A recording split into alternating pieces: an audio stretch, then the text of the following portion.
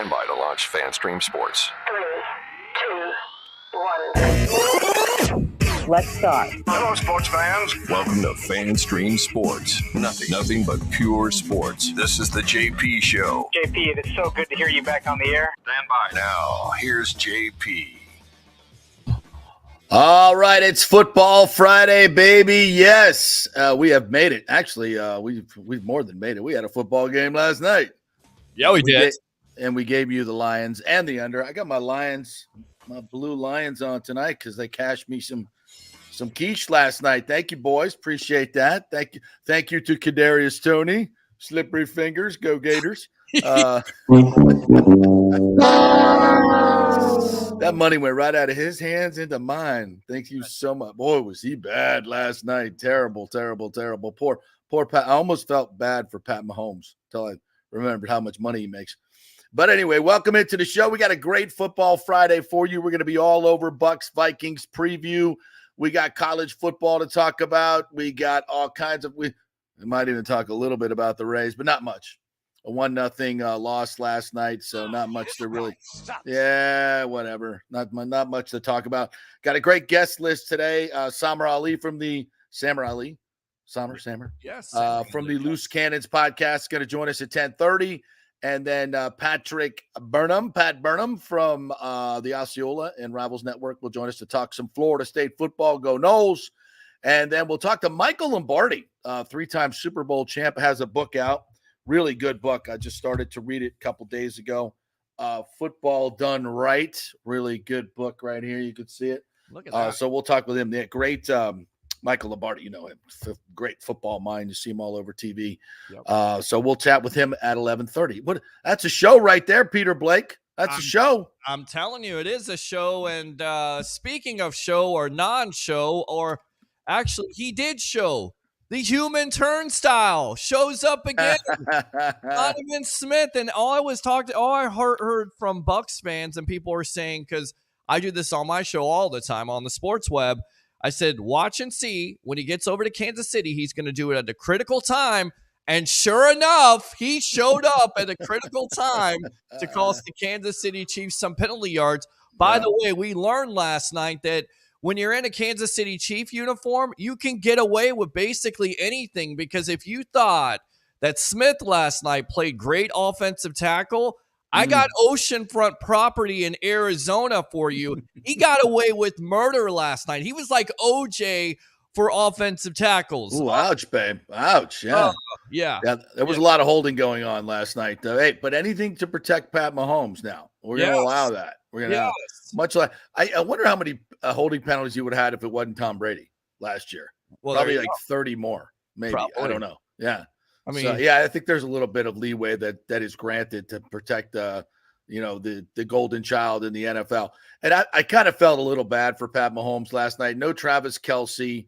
He's the receiving core was less than awesome, should we say? Except for our boy MVS, our USF guy, Marquez Valdez-Scantling.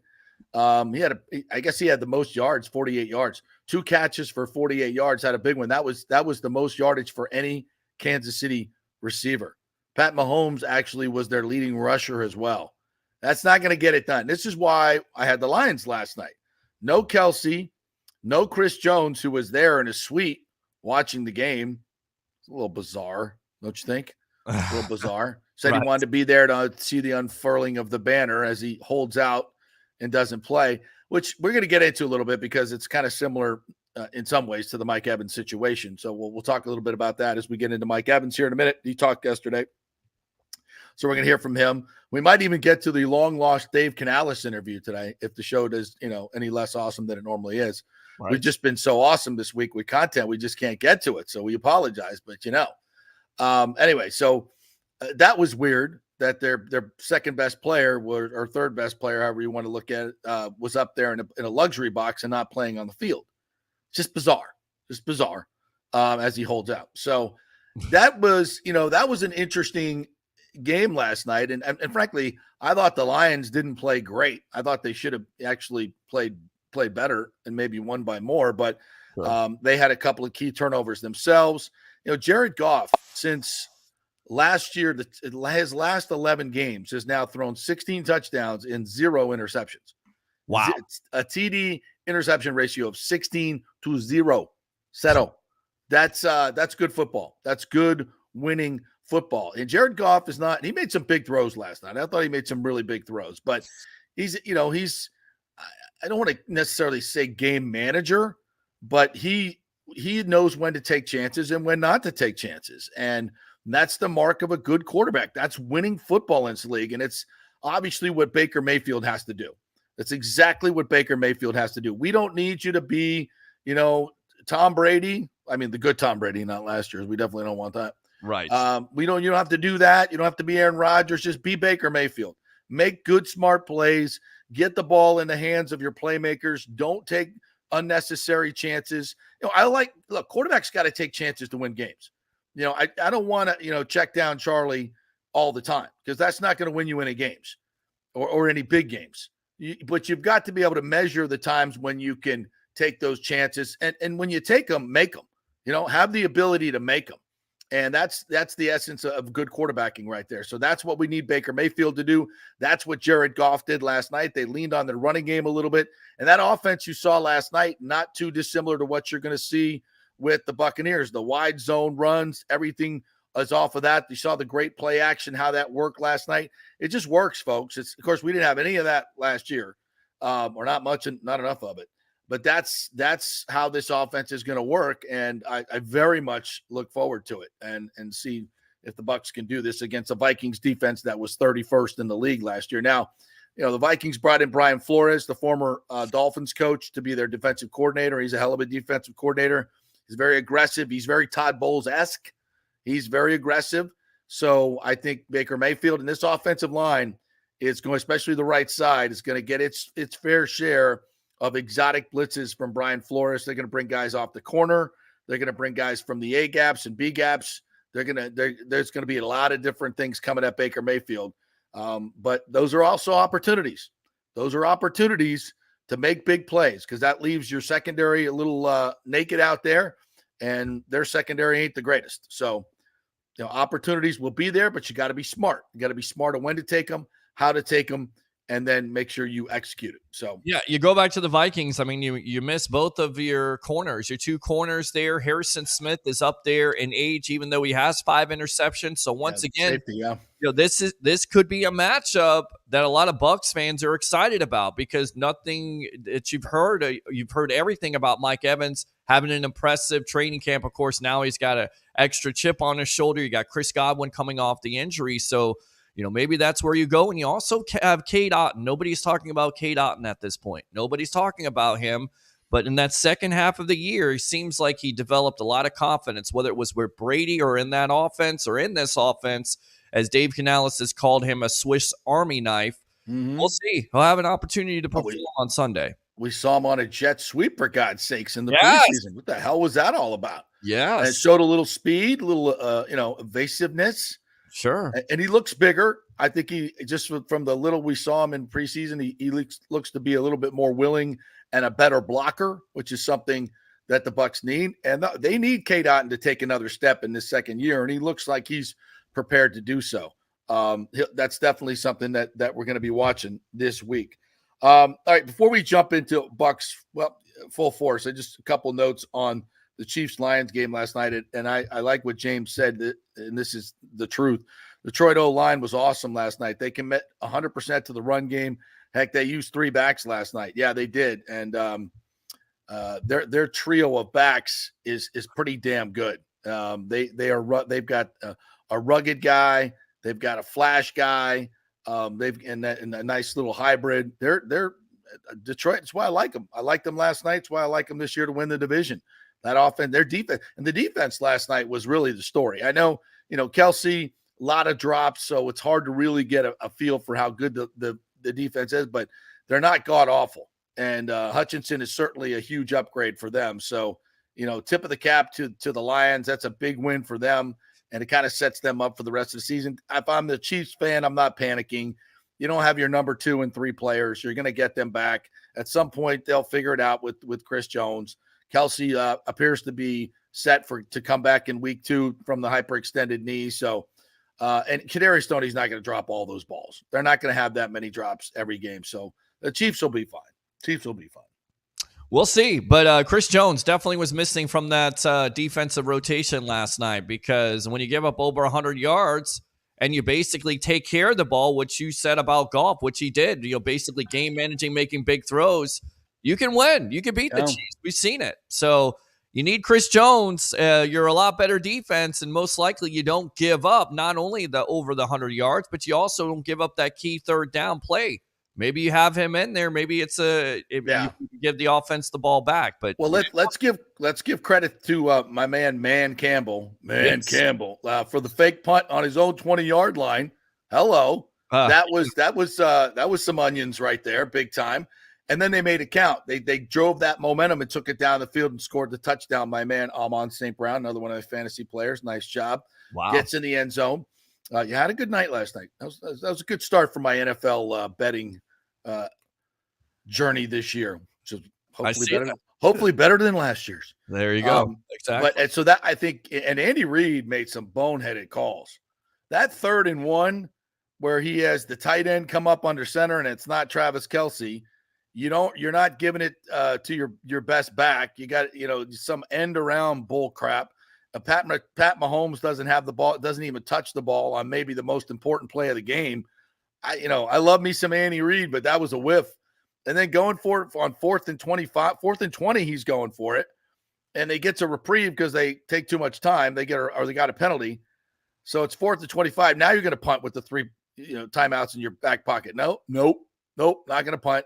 The guy drops the ball on kind of a bit of a Hail Mary throw, but still could have caught it. But that's a bad call. So Andy Reid did not have his best night either. So, but it's just, it's week 1. Don't take too much from it, folks. Whether the Bucs win or lose this week, week 1 is fool's gold. It's fool's gold. It's never a true picture. So, you shouldn't say never. It's fool's gold. So don't get too crazy about what happens this week, one way or another. If you're the Bucs fan, that's just history tells us that when you cover in this league for so long. So we'll see what happens week 1 with the Buccaneers, which we're going to get into now. All right. So Mike Evans spoke yesterday, and we talked about the Chris Jones situation, right? He's holding out, still not playing, misses the first game. Granted, he may have a little bit more leverage than Mike Evans. He's younger, dominant player. If this was a 25-year-old Mike Evans, it would be similar, not a 30-year-old Mike Evans. But still, this guy's choosing to not play and get fined. Mike Evans is not choosing to do that. He showed up at training camp, all the OTAs, showed up at everything. You look at Nick Bosa, just signed, 2 days ago, yesterday, whatever. Yeah. Highest paid defensive player, which he should be, quite frankly. Of course. But he's just, he'll be in when he's healthy, by the way. Yeah, 1 day of practice, 2 days of practice. That doesn't help your team in a big opener against the Steelers. We're going to run right at him. I would expect. Say welcome to camp, big man. But here's Mike Evans. Mike Evans didn't do any of those shenanigans. Mike Evans showed up and worked with his new quarterback, worked in the OTAs, worked through everything, and he probably knew that he wasn't going to get the deal that he wanted, quite frankly, but he did it anyway. So, once again, Mike Evans being a stand-up guy, just the best of the best. So he spoke with the media yesterday, which, a lot of guys wouldn't do. They'd run in this situation, but not Mike. He stands there and takes all the questions, said this is the only time I'm going to talk about it, but he stood there and took all the questions. So let's listen into a class act and Mike Evans handle these questions about his contract. Kicking off 10 season. I'm excited. I'm blessed to be in this position. A lot of people dream of making it to year 10. I'm happy to be here. I feel great. I look forward to a great season with the Bucs this year. Can you address the deadline that your agent set forth? Yeah, my agent set the deadline. I'm sure y'all read the statement. Obviously, we've been working with them over a year now, trying to get something done. Any player in my position would want to be, solidified and secure. But if the deal's done or not, either way, we'll be okay. And I'm looking forward to having a great season this year. Do you think there will be a deal done? I don't know. We got a little bit of time left, but we'll see. If there isn't a deal, ownership and management are going to do what they feel is best for the team and the team's future, and I'm going to do what's best for me and my future. And right now, that's just playing some good ball. Like, it's tough when you realize that this is obviously the business, you know, firsthand what it is. And you look at the salary cap situation the Bucs are in because of what's happened in the last few years, and then you have you and Chris. Do you think it's doable to have you and Chris at a long-term contract and still be a competitive team here? Absolutely. I think, you know, other teams have done something similar, but this is my last time talking about contracts situations. I'm looking forward to having a great season this year, and you know, whatever happens, you know, I'll be all right. Mike, is it hard for you to think that this could be your last year here in Tampa? Nah, like I said, I'm blessed, man. I've been, you know, blessed to play this game for a really long time. Made a lot of plays, made a lot of money. You know, it's not even about that. It's just, you know, I'm just happy to be in this position I am. What excites you about this team going into the season? You know, a lot of doubters. So we're looking forward to shocking a lot of people this year, especially this first week. Coach Bowles said too that Dave hasn't really shown his hand in terms of the offense. You sitting on some stuff that you're excited about seeing come the regular season. I love Dave and his energy. I love the whole coaching staff, man. I'm excited to see what we can do come Sunday at a great stadium. Minnesota has an unbelievable stadium and a really good team from last year. I'm looking forward to seeing what we can do against those guys and measure how we're going to be for the rest of the season. What has Baker shown you? Man, a lot of energy, a lot of moxie, great ball placement, and super competitive. And so I love that about a quarterback. You're a guy when you're out on the field, you don't show it. Frustrated as far as what? Oh yeah, like I said, I'm done talking about contracts. She didn't get the message. Gotta love Jenna. Oh yeah. How does it feel? He's one of the top. How does it motivate you going against a guy like that, you know, in the game? Yeah, I'm always, you know, self-motivated and just motivated, period. But obviously, like, one of the best receivers. I know he's only played 3 years, but he's one of the best to ever play already. And you know, it's cool to watch him grow each year. You know, hopefully we can contain him, and that'll help our chances a lot to win. Mike, people marvel at your consistency, 1,000 yards every single year. What have you done in these last couple of years when you get, you know, year 10, 11, that kind of thing, to make sure that you're still at the same peak spot? I don't know. Each offseason, I work on things that I feel like I need to be better at, and that's always conditioning. You can always be in better conditioning, and just taking care of my body. You know, I've learned that throughout the years, eating right and just taking care of my body, and I feel better than I ever have. Mike, because there's a new offense this season, new quarterback, does it almost feel like the reset button has been hit? And how much are you looking forward to kind of like putting this offense on display? Because we talked about it a lot, and now people can finally see it. Yeah, I mean, it's cool. You know, this is my fourth or fifth offensive coordinator, so, you know, this is nothing new to me. You know, I love what Dave's doing. I love our offense. I love the way we competed during camp and preseason, and I'm excited. Mike, what did you see from Chris Godwin also throughout this training camp? Chris Godwin is, you know, one of the best receivers in this game for a reason. He works extremely hard, one of the hardest workers I've ever been around. Look forward to him having a really great season.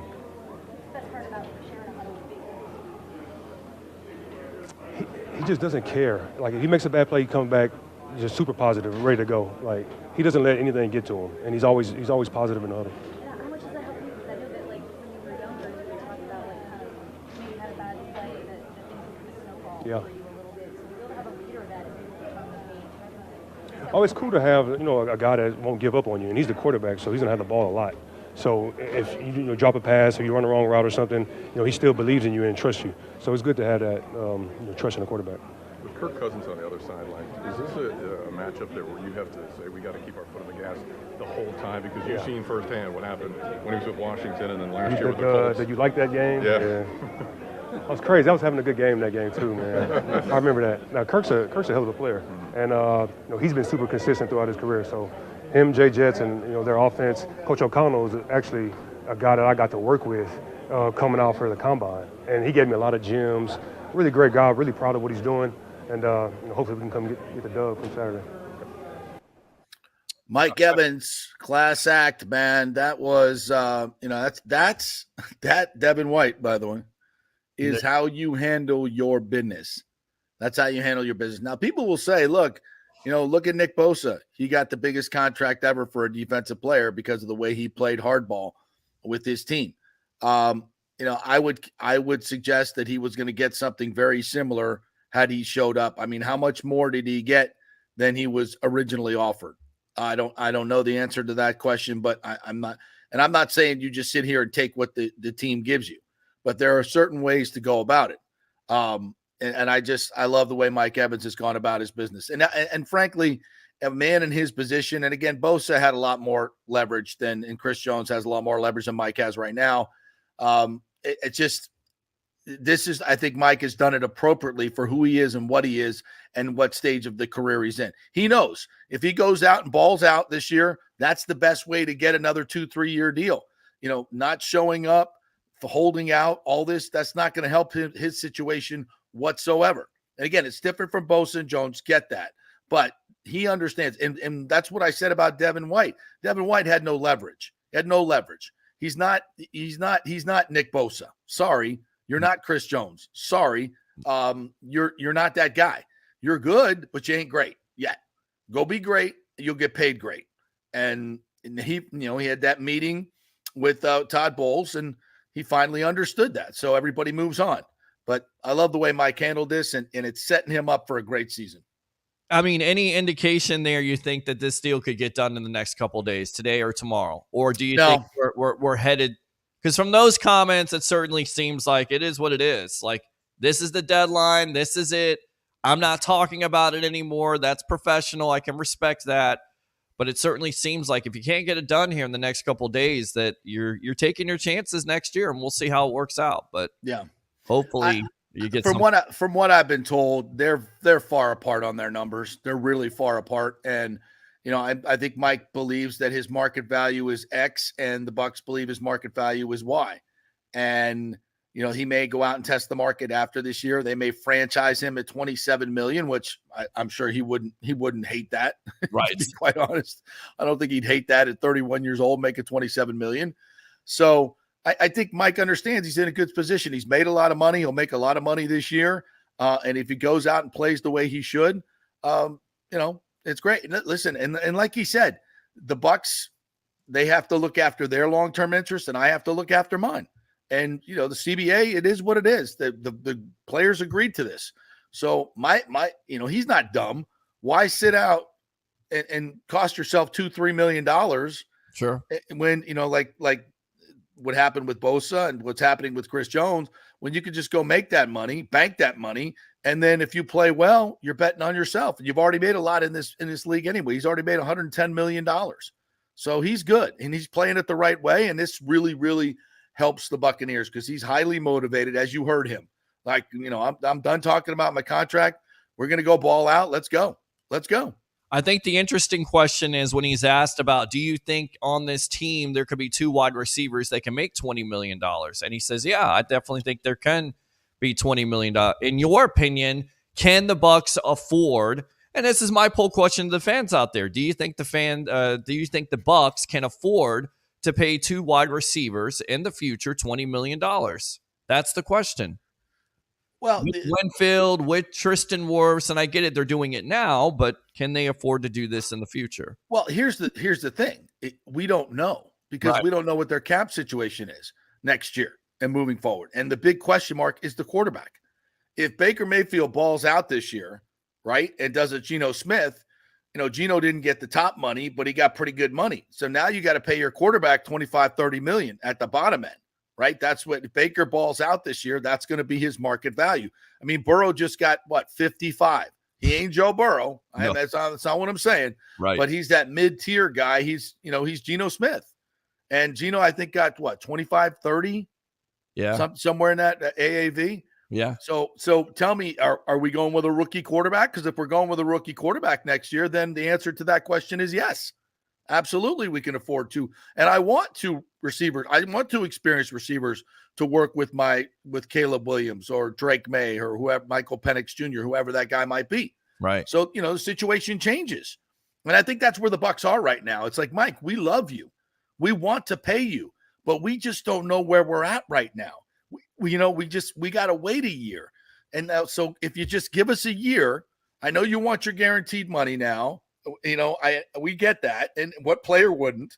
We're just not in a position to do that right now. But give us a year and the situation may change, right? If this whole thing explodes this year and they're taking a quarterback, then I want Mike Evans around and I'll pay him $20-25 million to do it. And I got Chris Godwin as well. Absolutely.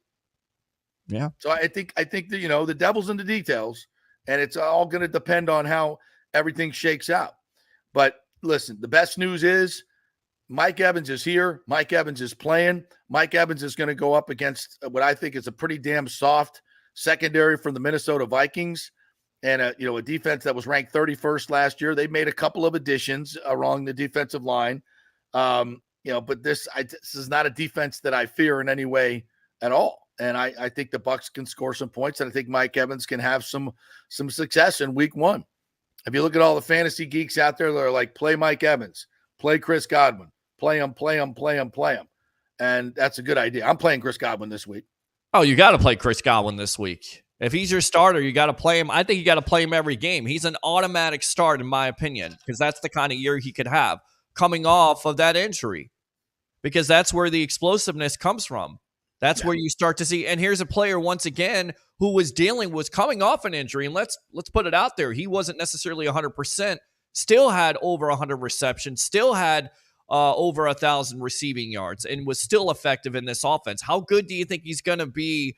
Let's go 2 years back where he had 98 receptions and he was highly dynamic before he got hurt before New Orleans. Listen, I think, before he got hurt in New Orleans, Chris Godwin was a top 5 receiver in this league. Great. And people will argue with me on that, but I saw him up close, and he does more than most receivers do in terms of blocking in the run game, the run after the catch, scoring touchdowns, combat catches, all that. I mean, Chris Godwin can do it all.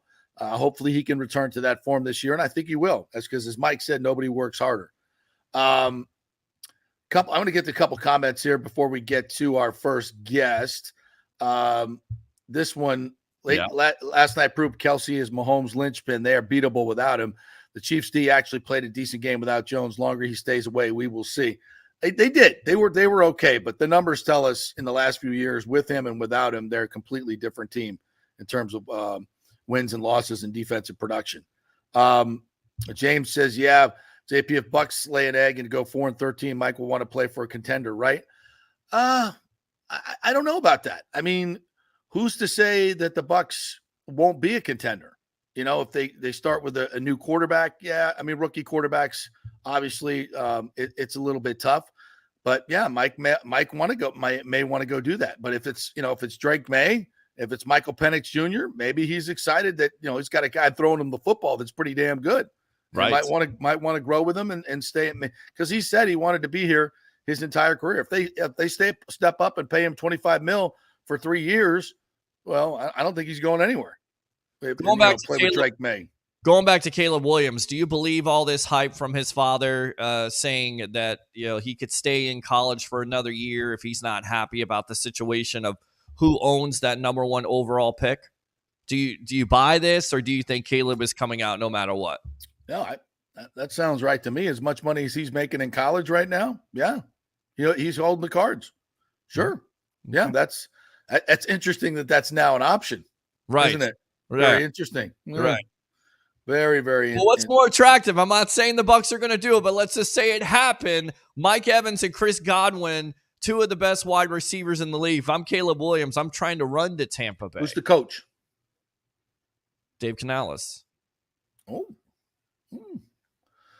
I don't know if Dave's quite ready to be a new head coach, but JP, isn't there some type of connection between Canales and USC also? Yeah, it's where he started with Pete Carroll.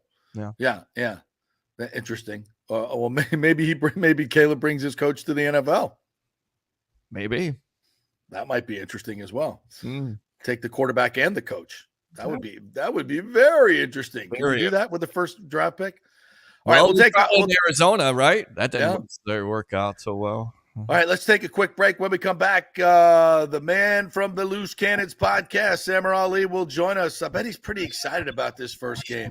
This dude is over the top excited about this game. He'd kick it off right now if he could. Quick break. We're brought to you by the Jeeves Law Group, JEEVES Lawgroup.com, at Bay Area Modern Medical Center, BAMMC.com. Get your appointment right there on the website with Chris Lugo. Back in 3. Stay with us.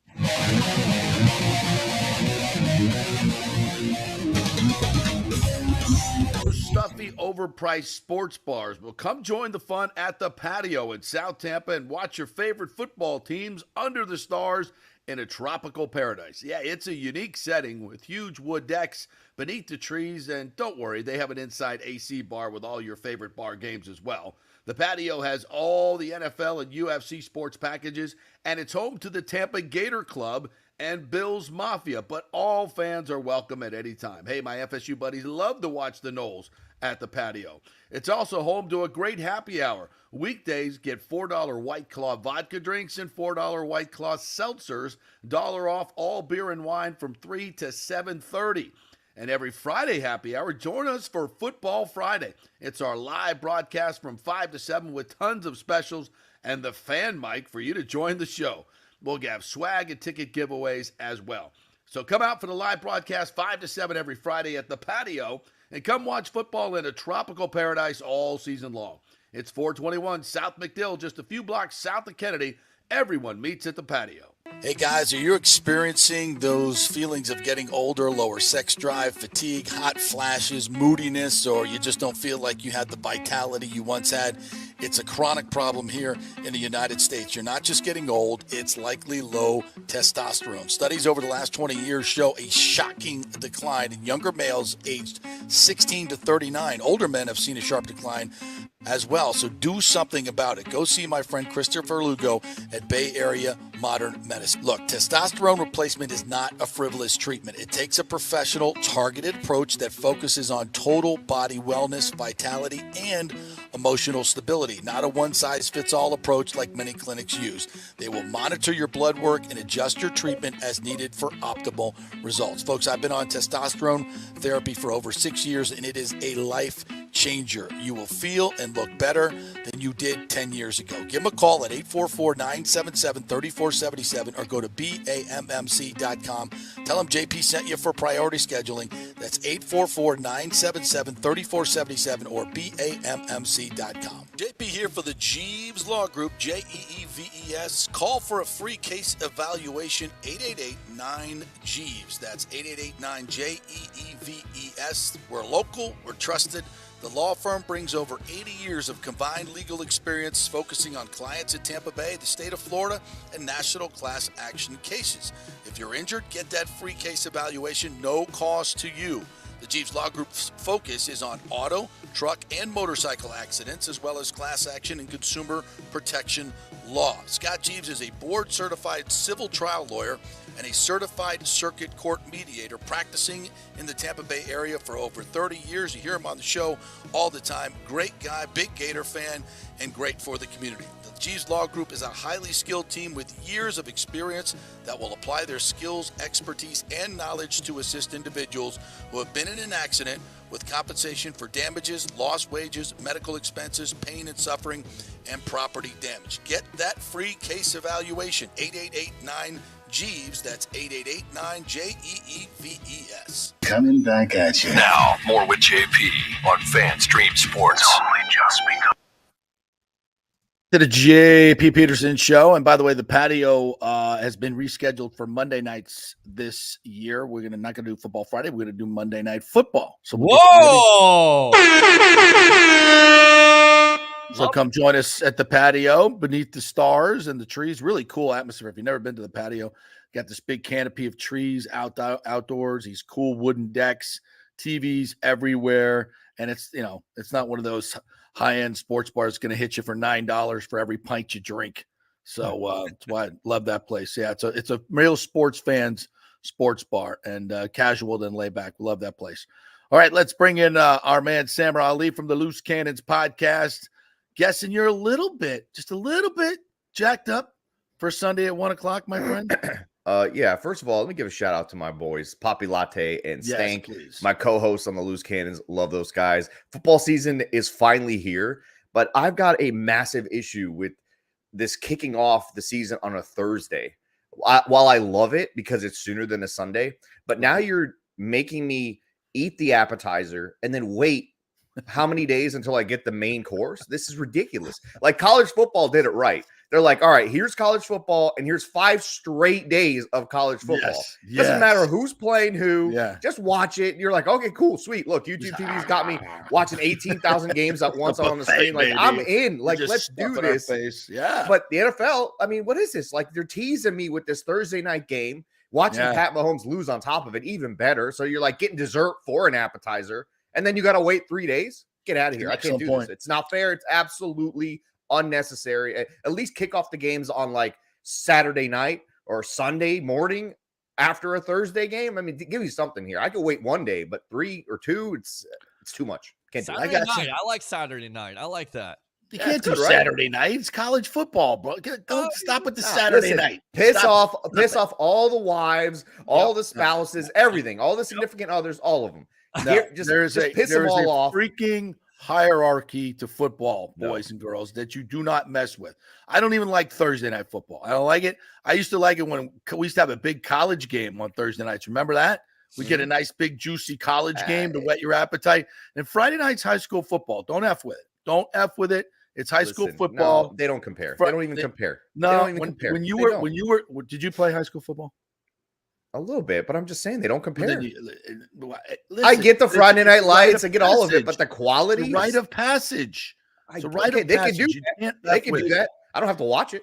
You don't play it or not. I don't have to watch it. I'm just saying, just don't screw with Friday nights either. All right. Then okay, so Saturdays for college, and then Sunday, give me the. I could do without Thursday night NFL football. Then how about this? Kick off on Thursday night with the game like we did last night. Keep, Friday off limits. Let college football do its thing on Saturday. But then Sunday morning, 9 a.m., let's go. Boom. Right there then. you go. Let's No go. pregame problem with that. Boom. Mimosas and football right off the bat. Let's do it. I mean, that's how it should be. You're making us wait long enough. Why do I got to wait till 1 o'clock? I mean, it's not fair. I get it. It should just be 4 straight days of football. Although I will say this, back in my drinking days, if I had to get up at 8:30 to set my fantasy lineup, I would not have been pleased. I would not have been pleased if it was 9 o'clock kickoff. I'll be like, back in those days, I could barely rustle for the 1 o'clock. I mean, I was like, oh, the night before, man. You'll know your lineups the night before if they're playing at 9 a.m. Right? No one's gonna go out there. Updates, bro. No one's gonna do a game time decision at 6 a.m. No, they're not doing that. If you're playing at 9 a.m., they are. I don't know, man. Listen, you just need to get yourself an assistant like I do. I have an assistant for every fantasy football team. I don't even touch the app. I have no idea who's even on these teams at this point. They're just doing it all. Whatever. Doesn't that kind of defeat the purpose, my man? Are you a faux fantasy guy? Like you put your name on the I'm a general manager, all right? I let my talent do the scouting, and I'm a general manager. I don't want to get in the way of the talented guys on the front lines, right? I let them do their thing. And I'll chime in every now and then if we have a contract dispute like what we got going on with Mike and the Bucs. I'll just chime in. Auto picker. To do it. Oh, I definitely don't auto pick. I definitely don't. Definitely don't auto pick. No, I hate. Can't stand auto pick. What's worse? You used to have an assistant. Same thing. No, I do draft. The assistants are for the day-to-day, the stuff that general managers don't have time for. I got to shake babies and kiss hands, All right. So give me your take on Mike Evans. How many years? So I'm going to preface this. By saying I love Mike Evans. There's a reason I have 2 of his jerseys, game-worn jerseys, hanging up in my house.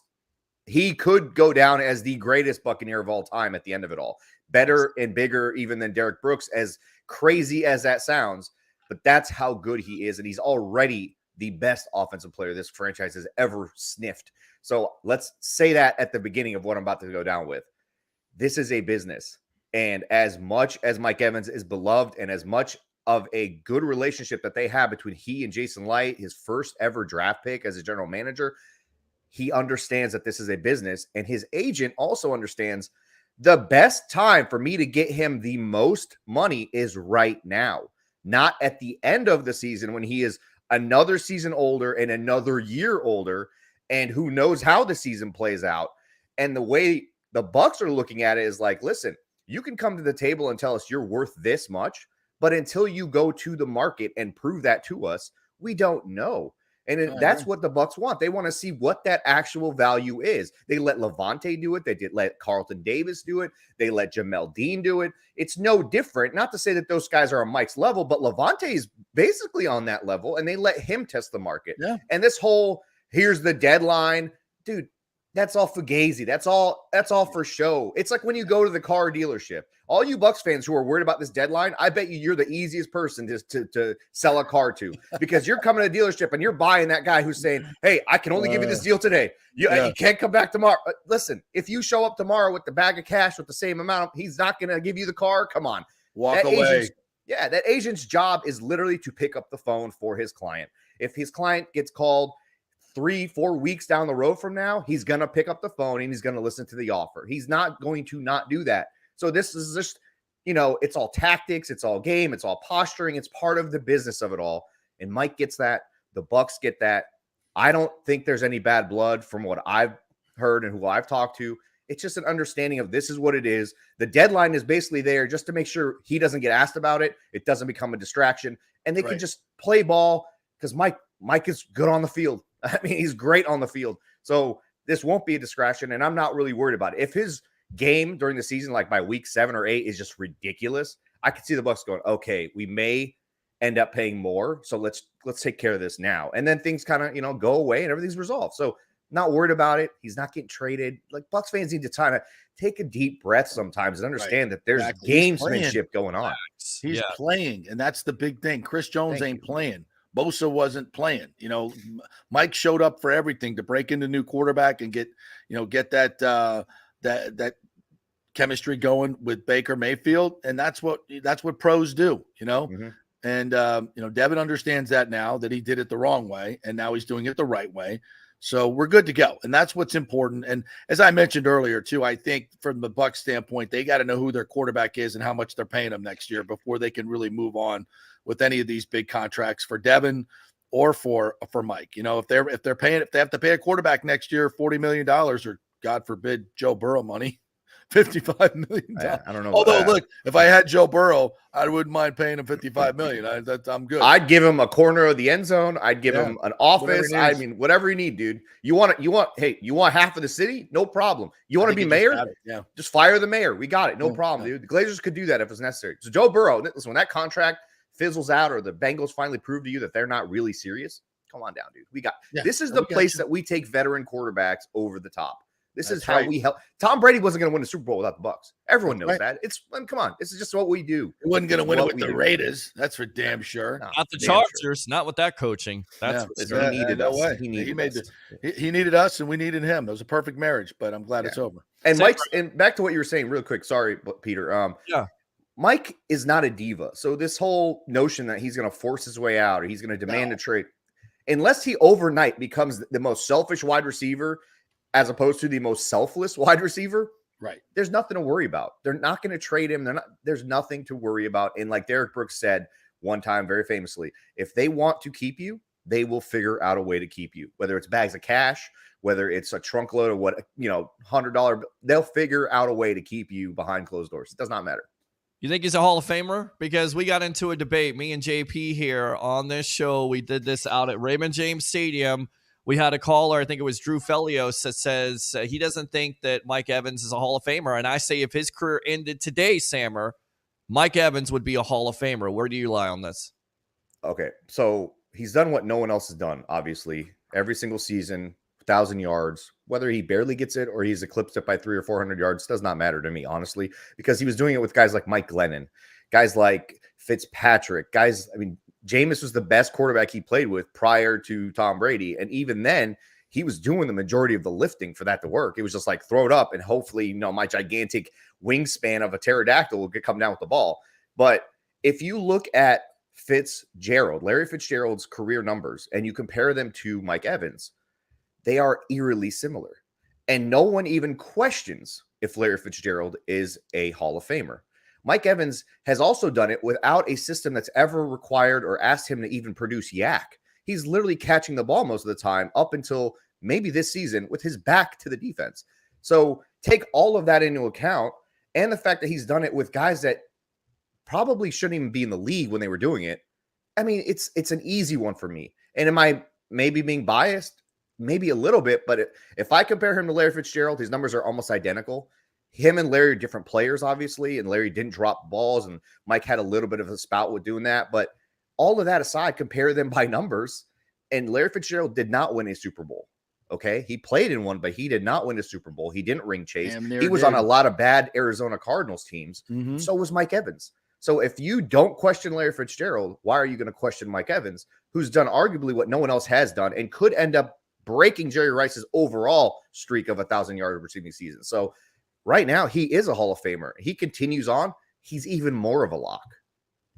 Yeah, I think he needs a couple more years, a couple more big seasons, and I think he can get them, quite frankly.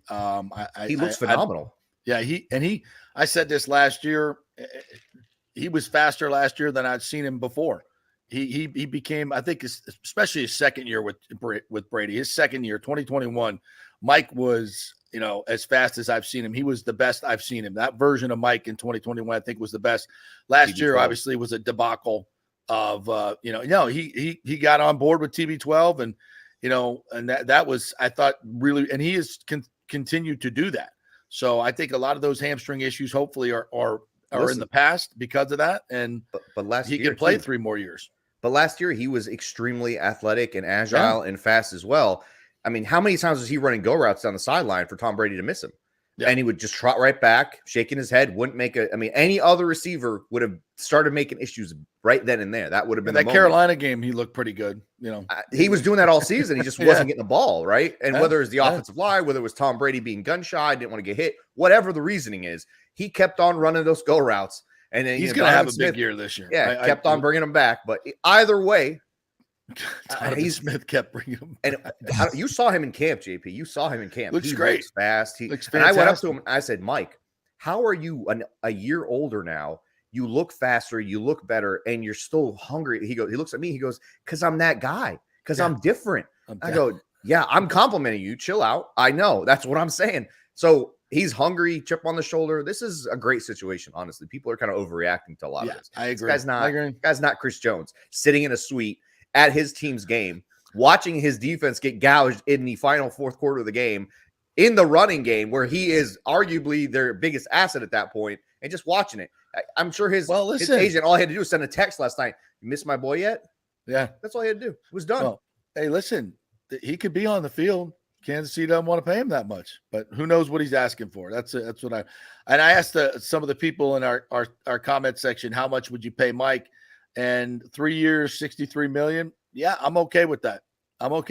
If he has a great year this year, at age 34 now, you're going to be paying him $21 million. I think that might look cheap if he stays healthy, because these contracts are going to keep escalating because the cap's going up dramatically in the next few years. So I would, and I think the Bucs, if they have some cost certainty next year as to who their quarterback is, that's going to give them a much better feel for what they can and cannot pay. So it all depends. It all depends on what that market value truly is, because no one knows that until these guys go out and find out. And it happens behind closed doors, tampering or not. The agents go and find out what those costs are. They bring actual, offers to the table and say, this is, what we think he's worth. And the other flip side of that I didn't even touch on is, let's say Jason Light gave him a massive deal and he turns around and he gets injured. Then they're going to ridicule and clown him for doing that to a 30, 31-year-old wide receiver. So there's really no win in this other than just let it play out and then make him I have confidence that if he goes out at the end of the season, they find some offers. They go, listen, this is what these guys want to give us. That Jason, the Bucs, the Glazers, whoever will be like, all right, here you go. Let's keep you $1. Let's not deal with the backlash. We already have all the Glazers out hashtags all over the place for the soccer side of things. So let's just take some money from that soccer club and give it to you and piss off all those people over the pond anyway. And let's just make everybody happy, except those guys over there. Yeah, exactly. Sam Riley joining us here from the Loose Cannons podcast. What do you think about this particular game against the Vikings? I love the Bucs and the points in this game. I might even take them on the money line. Vikings certainly had their good fortune last year, winning 11 games by one-score games. What were they, 11-0? But they, give them their props. They won 13 games. I think this is a different team without Dalvin Cook, essentially. Defensively, they'll probably be a little bit better with Brian Flores and some of their additions, but I like the Bucs in this spot. I'm not going to say they're win, but I love them as a 6-point dog, and I think they're going to be a much better team than people think. It's all kind of a little bit of a similar situation that Minnesota's in, because they're bringing in a new coordinator on the defensive side, like we did on the offensive side. They're keeping their offensive coordinator / head coach, like we did with our defensive coordinator / head coach. And they're in a situation where they don't want to be average, but they also don't want to not win, if that makes sense, because then they miss out on everything, right? So it's like Kirk Cousins is not going to be the Vikings quarterback in 2024. It's obviously no. So it behooves them to actually lose games. So like they're in a weird situation. But if I look at everything that's on the field, listen, they got rid of Dalvin Cook, the guy that they leaned on, the guy that really makes their play action work. Whether he's getting yardage or not, the play action works because he is somebody that the defense highlights, they fear, whether you're stopping him or not, right? And then you're going into a matchup with the Bucs, who are focused on bringing back their defensive run, their stopping of the run the way they have years before. They slipped last year. So they're focused on that. They've got bigger, they got younger on the defensive line. They've got guys in the linebacking and in the secondary that are now more athletic. But then you also on the flip side have a Vikings defense that was absolutely terrible last year, bringing in an exotic situation of defensive scheme and approach with Flores. That's kind of similar to what Bowles did, but takes time to learn. Mm-hmm. And now you've got second-year guys who are fourth-round picks as starters against Chris Godwin, Mike Evans. I mean, their secondary is going to basically decide this game. And I feel like the Bucs, having nothing on film, nothing on paper, what they're going to do offensively, aside from the fact that they're going to run the ball, they're going to try to pound it, they're going to play action off of that, and you got those young guys in the secondary of the Vikings. This kind of plays into the Bucs' hands. I see the Bucs winning this game actually pretty easily, and that's not trying to be a Bucs fan. That's just the way it looks. This Vikings defense isn't going to go from 32nd to number 1. No. And the Bucs offense has nothing on film. So you don't know what to expect as a Vikings team. And again, your secondary is just young, inexperienced.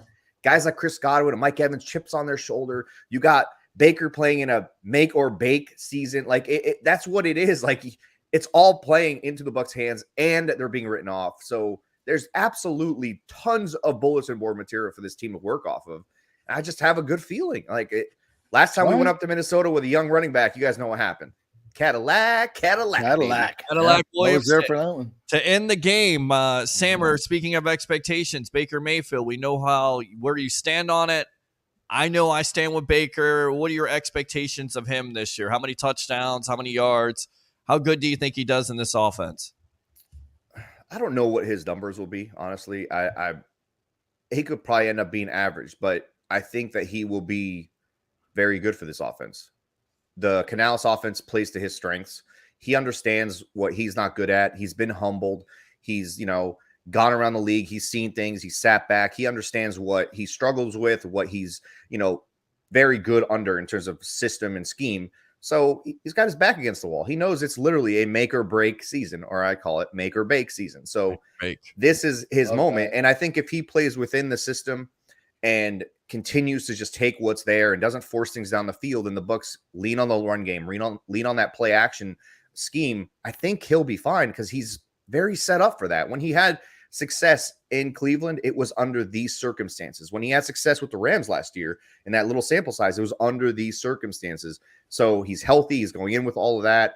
I could just see him doing that. And if he creates some sort of magic early on in this season, this is a guy that people rally around in the locker room. This is a guy who will make you believe you are good and great and better than what you are because he has that charisma about him. Is he as rah-rah as he used to be? Probably not, but he still is.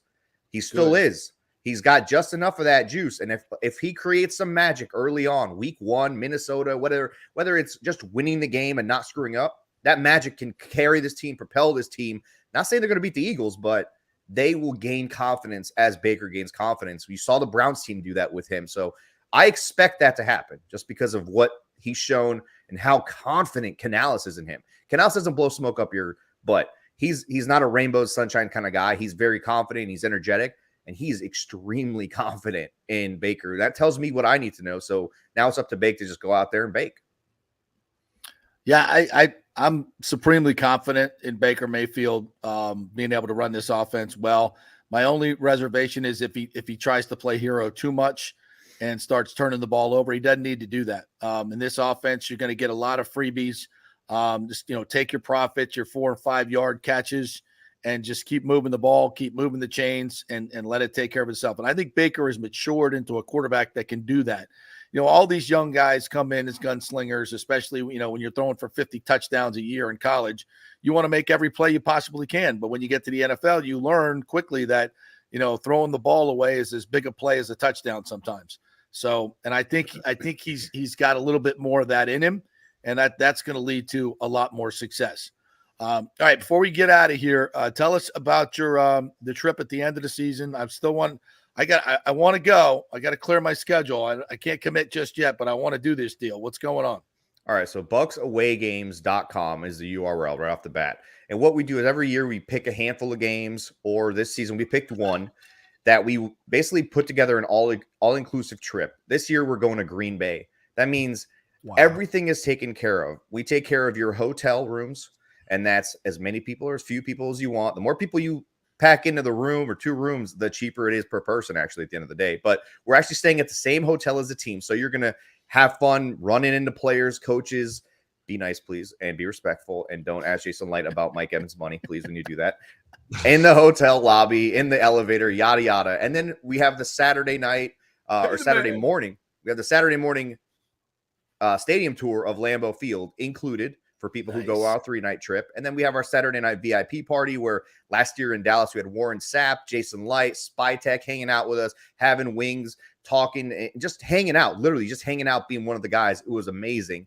Then Sunday morning, we get you over to the tailgate, all inclusive, everything paid for, drink, eat as much as you want to try to stay warm. And then we walk across the street right into Lambeau Field, lower bowl seats, and experiencing the frozen tundra the way it should be experienced. And I mean, all that comes with swag. It's all included. The only thing I don't take care of is your flight. And that's up to you because it's just impossible to, too much logistical nonsense and all that. But everything else is included. And it comes down to like $560 a person if you're traveling with 4 people. It's crazy. That's nothing. So bucksawaygames.com or loosecannonstravel.com. You get to hang out with us too, by the way. Me, Poppy Latte, Stank. I mean, that's worth the mission in its own, right? Worth 500 right there for the weekend. Boom, boom. Everything else is a bonus at that point. I even select a few people to smell my beard, and that's a big thing. Whoa. Yeah, that's a big thing. It's finally manicured, but I ain't smelling it. No, thank you. Before or after the game, as far as that goes. Hey, if there's a win, we're doing it. Oh, right. We might also be shirtless, by the way, at the game. We don't know yet. And let them know when's the podcast, all that good stuff too. All right, we got a bunch of cool stuff coming up this season on our YouTube channel. You can find us at youtube.com/@loosecannonspodcast. We actually are slowly converting it to the Loose Cannons Network, which means we're going to slowly change how you absorb Buccaneers content and media as we were putting together a fantasy football show, Big Tutties. We also have Buckin' Idiots podcast. We also have my individual, baby show that we call Major Keys. And of course, the Loose Cannons podcast, which is Monday, Wednesday, Friday, 7 p.m. every single time. And tonight at 7 p.m. is our Fan Friday show where we let the fans drive the show by calling in, giving us their takes, giving us their score predictions, or their fears, or just yelling at Stank. It doesn't matter. Whatever you want, you call in, you get it off your chest. It's week 1. We're in full swing. I'm pumped. I'm just pissed off at the NFL for making me watch that game last night. That's all. Go enjoy some college football. Go take in a high school game. You'll love it. Florida State, baby. Woo. Yes. How about my nose, baby? Yes. LSU. And anytime you can watch. Yes. Anytime you can watch Brian Kelly cry or get super tomato-faced red, I absolutely love it. I cannot stand that guy.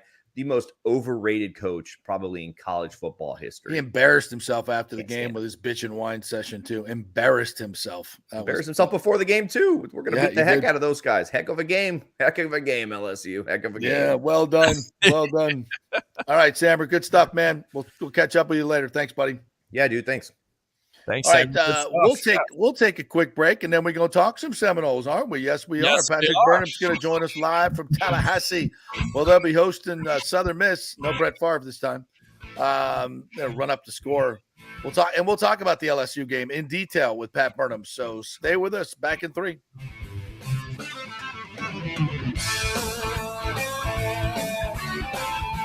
Happening at the Patio, the most unique sports bar in South Tampa. Come watch football in a tropical paradise beneath the trees and stars. We have all the NFL and sports packages, and we always have the big fights, UFC and boxing. Mondays, it's Tullamore Dew Trivia with $4 Tullamore whiskey and trivia prizes, plus, of course, Monday Night Football. Wednesday night, it's karaoke night. Get your song on. 9 to midnight with DJ Will and Mulatto. And Thursdays through Sunday, it's your football headquarters. Happy hour weekdays 3 to 7:30 with $1 off all beers and wine and $4 White Claw vodka drinks and seltzers. And join us for our live broadcast 5 to 7 Football Fridays, big happy hour. You can join the show with the fan Mike, and we'll have swag giveaways and tickets. So watch football in a tropical paradise. It's the Patio, 421 South McDill, just a few blocks south of Kennedy. Everyone meets at the Patio. Hey guys, are you experiencing those feelings of getting older, lower sex drive, fatigue, hot flashes, moodiness, or you just don't feel like you had the vitality you once had? It's a chronic problem here in the United States. You're not just getting old, it's likely low testosterone. Studies over the last 20 years show a shocking decline in younger males aged 16 to 39. Older men have seen a sharp decline as well, so do something about it. Go see my friend Christopher Lugo at Bay Area Modern Medicine. Look, testosterone replacement is not a frivolous treatment. It takes a professional, targeted approach that focuses on total body wellness, vitality, and emotional stability, not a one-size-fits-all approach like many clinics use. They will monitor your blood work and adjust your treatment as needed for optimal results. Folks, I've been on testosterone therapy for over 6 years, and it is a life changer. You will feel and look better than you did 10 years ago. Give them a call at 844-977-3477 or go to BAMMC.com. Tell them JP sent you for priority scheduling. That's 844-977-3477 or BAMMC.com. JP here for the Jeeves Law Group, Jeeves. Call for a free case evaluation, 888-9-JEEVES. That's 888-9-JEEVES. We're local, we're trusted. The law firm brings over 80 years of combined legal experience focusing on clients in Tampa Bay, the state of Florida, and national class action cases. If you're injured, get that free case evaluation, no cost to you. The Jeeves Law Group's focus is on auto, truck, and motorcycle accidents, as well as class action and consumer protection law. Scott Jeeves is a board-certified civil trial lawyer and a certified circuit court mediator practicing in the Tampa Bay area for over 30 years. You hear him on the show all the time. Great guy, big Gator fan, and great for the community. The Jeeves Law Group is a highly skilled team with years of experience that will apply their skills, expertise, and knowledge to assist individuals who have been in an accident with compensation for damages, lost wages, medical expenses, pain and suffering, and property damage. Get that free case evaluation, 888-9-JEEVES. That's 888-9-JEEVES. Coming back at you. Now, more with JP on FanStream Sports. Only just me. All right, welcome back to the JP Peterson Show here as we get set to talk some Florida State Seminoles, and reminding you that we're brought to you by Bay Area Modern Medical Center, BAMMC.com. If you want to lose some weight, get your testosterone right, or just generally get healthier and get your immune system boosted, go to Bay Area Modern Medical Center, BAMMC.com. Get an appointment. Go see Chris Lugo like I did. He's my primary care physician. Make him yours as well. He'll spend tons of time with you and get a personal plan for all those things. Bay Area Modern Medical Center, BAMMC.com. All right, let's check in with our man, Patrick Burnham, live from Tallahassee. It's our Italiano Insurance Florida State Report. What's up, Patrick? How are you, my friend? Oh, doing great, guys. Sorry I didn't get to see you in Orlando, and what a weekend it was for FSU fans, and really, I think it started off better than anybody ever could have imagined. But yeah, I think we called it.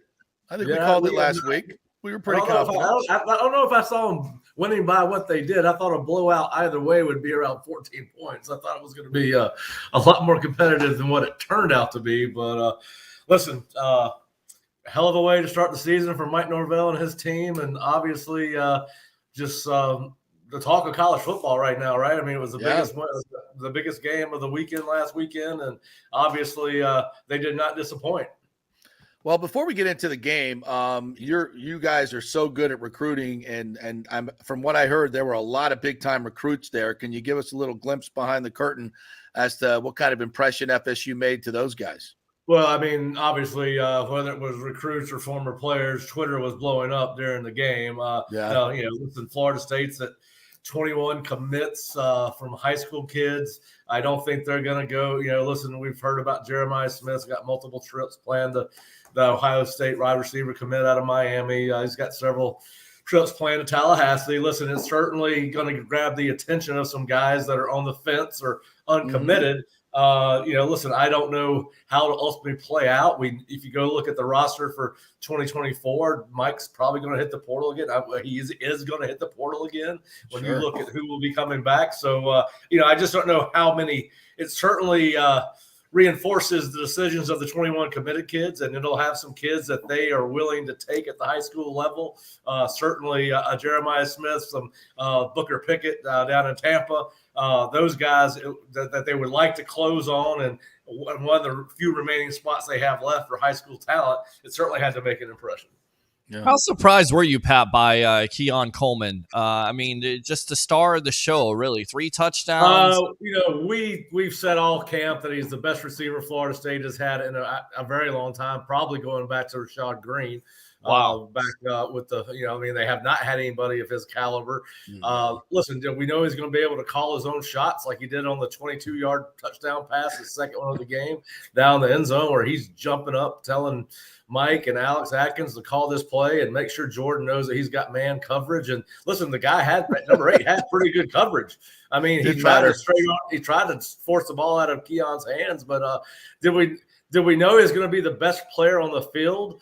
No, there were a ton of really good football players on that field and on his own team, including Jordan Travis.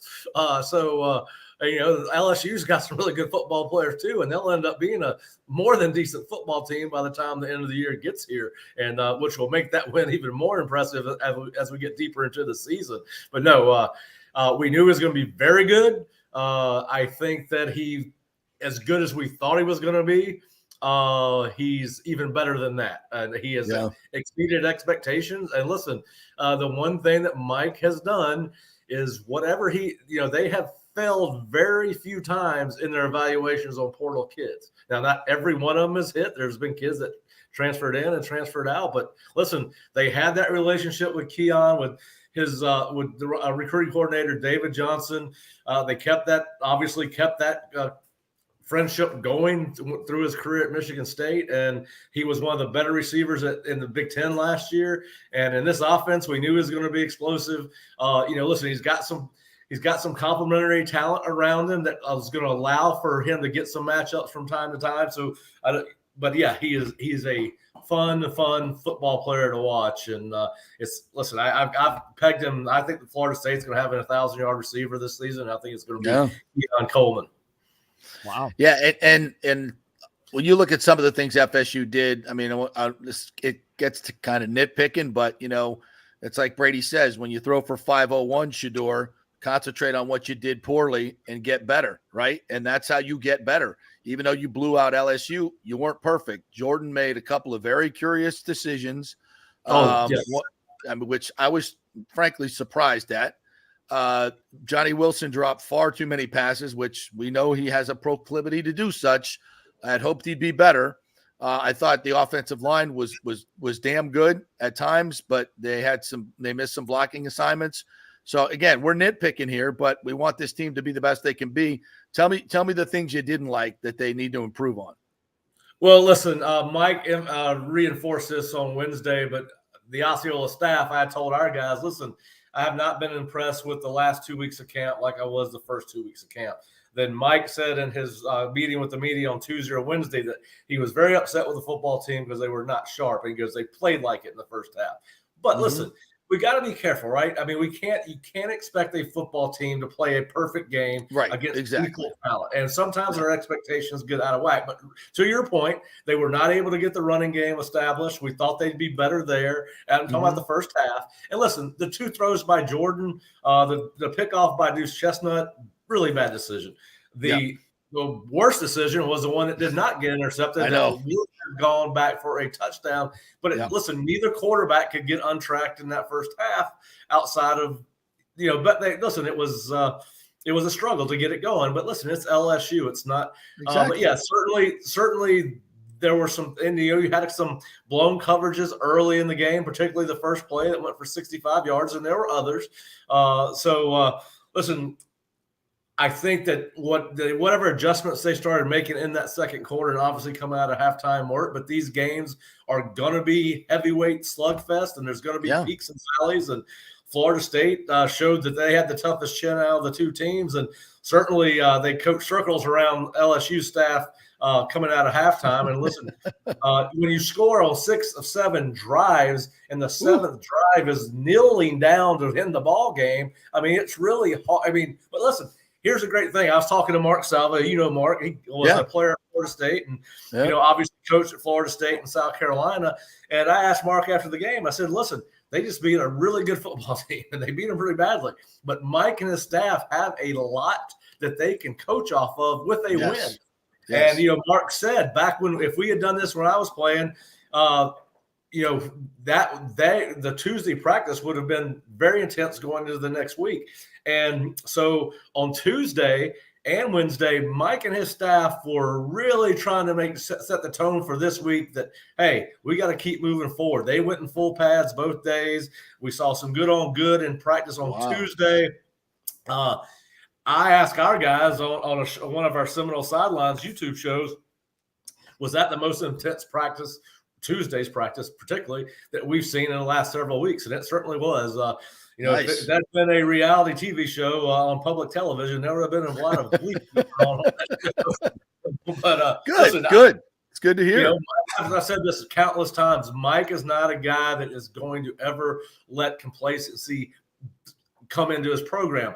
It was clear on Tuesday that Mike had flushed that win out of his system and had instructed his staff to flush it out of the player system and get them back on track. Nice.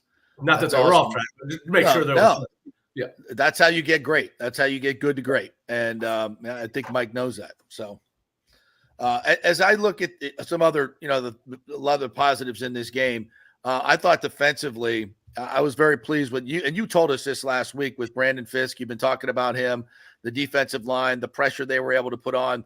I mean, the way they shut down the LSU running game, they had 17 yards on 12 carries. If you take out some of Jaden's runs, or the running backs only ran for 49 yards. Yeah, I mean, that's just in the second half. I mean, against LSU and that offensive line and those backs, that's incredible. Outside of some plays LSU missed in the second half, they played about as well as a team as you can play. Obviously, they got the running game going over 105 yards. You take away the kneel downs, I think they ended up with 96 total on the stat sheet, but they ran for over 100 before they started running out the clock.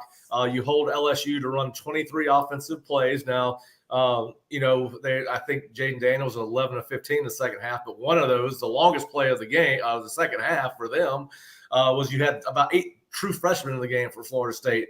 Yes, it counts, but if you factor that game was decided at that point, and I think that those freshmen learned a valuable lesson in their first play of college football. But listen, even Jordan was 9 of 10 or 10 of 11 in the second half, and his incompletion was a perfectly thrown incompletion. They ran a naked boot. It was a design run. They had backside pressure coming off the edge that nobody picked up. So he was forced to instead of run for a loss, he just threw the ball away, and he threw it right at back of James' feet. He was flawless. And listen, he responded the way you would think Jordan Travis would respond. We've always said he is a warrior, and he, when he got it going, so did that offense. And yeah, to your point, the offensive line, listen, they're better than I thought they were going to be good. Bless Harris was ACC Offensive Lineman of the Week, didn't even start the game. Robert Scott played about 10 snaps and went out with some kind of injury or something. I don't know why he missed, but anyway, Bless picked up the slack, and then obviously Jeremiah Byers looked good. You had Maurice Smith in there at center, and they played 8 guys on the offensive line. And listen, sometimes you got to, as Mark and I always say, when you want to run the ball, sometimes you got to stay dedicated to it, even when you're only picking up a yard or two, and hope you bust off that 7 or 8 yard run, and maybe even longer than that. And then the linebackers I thought were better than they were last year, particularly the 3, all 3 guys, Deloach. Now they struggled in coverage some. We knew that was going to be the case. Deloach is the only one that has elite speed. Lundy's certainly gotten better, but Bethune's an experienced football player. And listen, they'll clean up some of that stuff, right? It was you're playing against a pretty good opponent. First time you've tackled live outside of 2 scrimmages. So, but yeah, a lot of things that went very well, but just enough that Mike and his staff can certainly continue to hone in and coach these guys up. Pat, how important is Bell to that running game? He was vitally important last week when they started using him as a lead blocker. Listen, we've seen Mike do that before. And listen, he's also a guy that can run with the ball. So we saw him line up in 2 backs a lot. We saw him use him in that backfield, and that's when he became a lead blocker. They used him in bringing him back across the formation. But yeah, listen, I think they've got 3 really good tight ends, and all 3 of those guys are going to have an impact on what FSU does running the ball. All right, so Southern Miss comes in this week. It's not Brett Favre Southern Miss, and it's not in Jacksonville, thank God. But this is a team that beat Tulane last year. Their coach, Will Hall, was I guess with Norvell at Memphis. He's known for a wide open offense, but they don't have the horses that FSU has. And I love to hear the fact that the Tuesday practice was badass, because we remember back to a couple of years ago that Notre Dame game was on a Monday night, I think it was, and then they played Jacksonville State. We don't need to recall what happened that day, but it was a short week. Yeah, it was a short week. It's not as short this week since they played Sunday night, but maybe a little bit of concern there. I think they blow them out. But what are your thoughts on this? Yeah, listen, this is a game that should not be close. I've watched, what limited tape I could find on YouTube of the Alcorn State game. Listen, I like the quarterback, Billy Wiles, the Clemson transfer. He did what he should have done against a team like Alcorn State. He was 21-28 for 267, 3 TDs, 1 touchdown. They hardly played Frank Gore Jr. at all. He had 9 touches between passing and rushing. He is an excellent football player. He will be the guy that they try to get the ball to. You will see some similarities in the offenses because, like, Mike and Will have worked together. He was the tight ends and associate head coach, I believe, Mike's last year at Memphis or next to last year. Their defense really did not play particularly well against the run against Alcorn State. They gave up 184 yards rushing. Now, I don't know enough about Southern Miss to try to protect them, but they did play over 30 guys on defense. I mean, their leading tacklers coming out of that game were guys that are listed on the depth chart as 3rd teamers this week. So it's really hard to make a accurate evaluation of them. But yes, it's we got a column 5 questions about Southern Miss at the Osceola.com where we actually asked 5 questions about the Southern Miss team to the Southern Miss Rivals site. And listen, they think this would be a upset of maybe certainly historic proportions in college football. But listen, I think this team's going to come out. I think, listen, it's their first home game of the year. The student section is sold out. This is not going to be like coming to a half full stadium like we did 4 or 5 years ago after a win. I was wondering about that. Are they expecting? I don't know. I don't know if it'll be a sellout, but the students will be there. It'll be 8:30 at night, so they'll be wild because they will have partaken for most of the day, as most of the fans that will be there. But listen, I think Florida State's they've got a lot of leadership. They're an older team. There's no reason for this team to have a letdown. All right, Pat, great stuff as always, my friend. Tell everybody how they can get the great Osceola Rivals content. Yeah, just go to floridastate.rivals.com or theosceola.com. It'll take you to the same place. I write a column every week called Takeaway Tuesday. It's part serious, part sarcastic, where I take 11 things away from each football weekend. About half of them are Florida State. About half of them are kind of making fun of, like I made fun of our guy, Brian Kelly. His favorite band must be the Black Crows, because he has certainly eat a lot of it when he plays Florida State the last 2 years. Score. Yep. And what'd you have to say about Dion? I just said, listen, it was a heck of a start, but one pebble does not a boulder make. We will see how he goes. Listen, this is not the black shirt defense, and he's off to a fine start. But Nebraska's not going to be a sieve like TCU's defense. I mean, that was what I mean. We talked as we were watching the game. How do you really know much about either team? Because both those defenses were dreadful. I mean, nobody's talking about how bad they're all. Listen, if this was any other program, they would be talking about the flaws in the Colorado defense. But it's all been superlatives because of the nature of the upset. Listen, my understanding is Dion runs the program the right way. If they give up a touchdown in practice, he runs gassers just like Mickey and the gang used to do the defenses at Florida State. If they give up a touchdown, a DB does in one-on-one drills, they have to bear crawl back to the line of scrimmage. Damn, they must be tired. As he has gone old school with that, and obviously it showed. But listen, I'm happy for him. He's a Florida State. Well, I don't guess he is a Florida State anymore. But not anymore. But yeah, listen. It's all you. And those points are meant to be good natured. It's fun, sarcastic. Yes.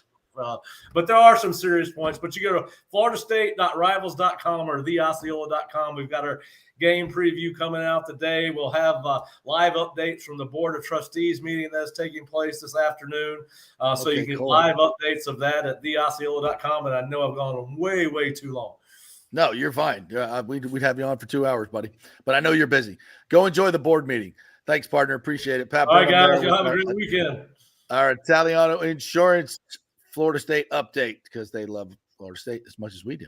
The Italiano Insurance. And they have great customer service. So anytime you need to get a new auto insurance, new home insurance, new business insurance, anything to do with insurance, it's Italiano Insurance, 813-877-7799. Big Noel fans over there. All right, we'll take a quick break. We'll come back on the other side. Michael Lombardi's coming up at 11:30. We'll chat with him about his new book, which is fantastic. And, of course, we'll ask him about the Buccaneers and all things NFL after last night's shocking, to some, not to us, Lions victory over the Chiefs. Back at 3. Stay with us.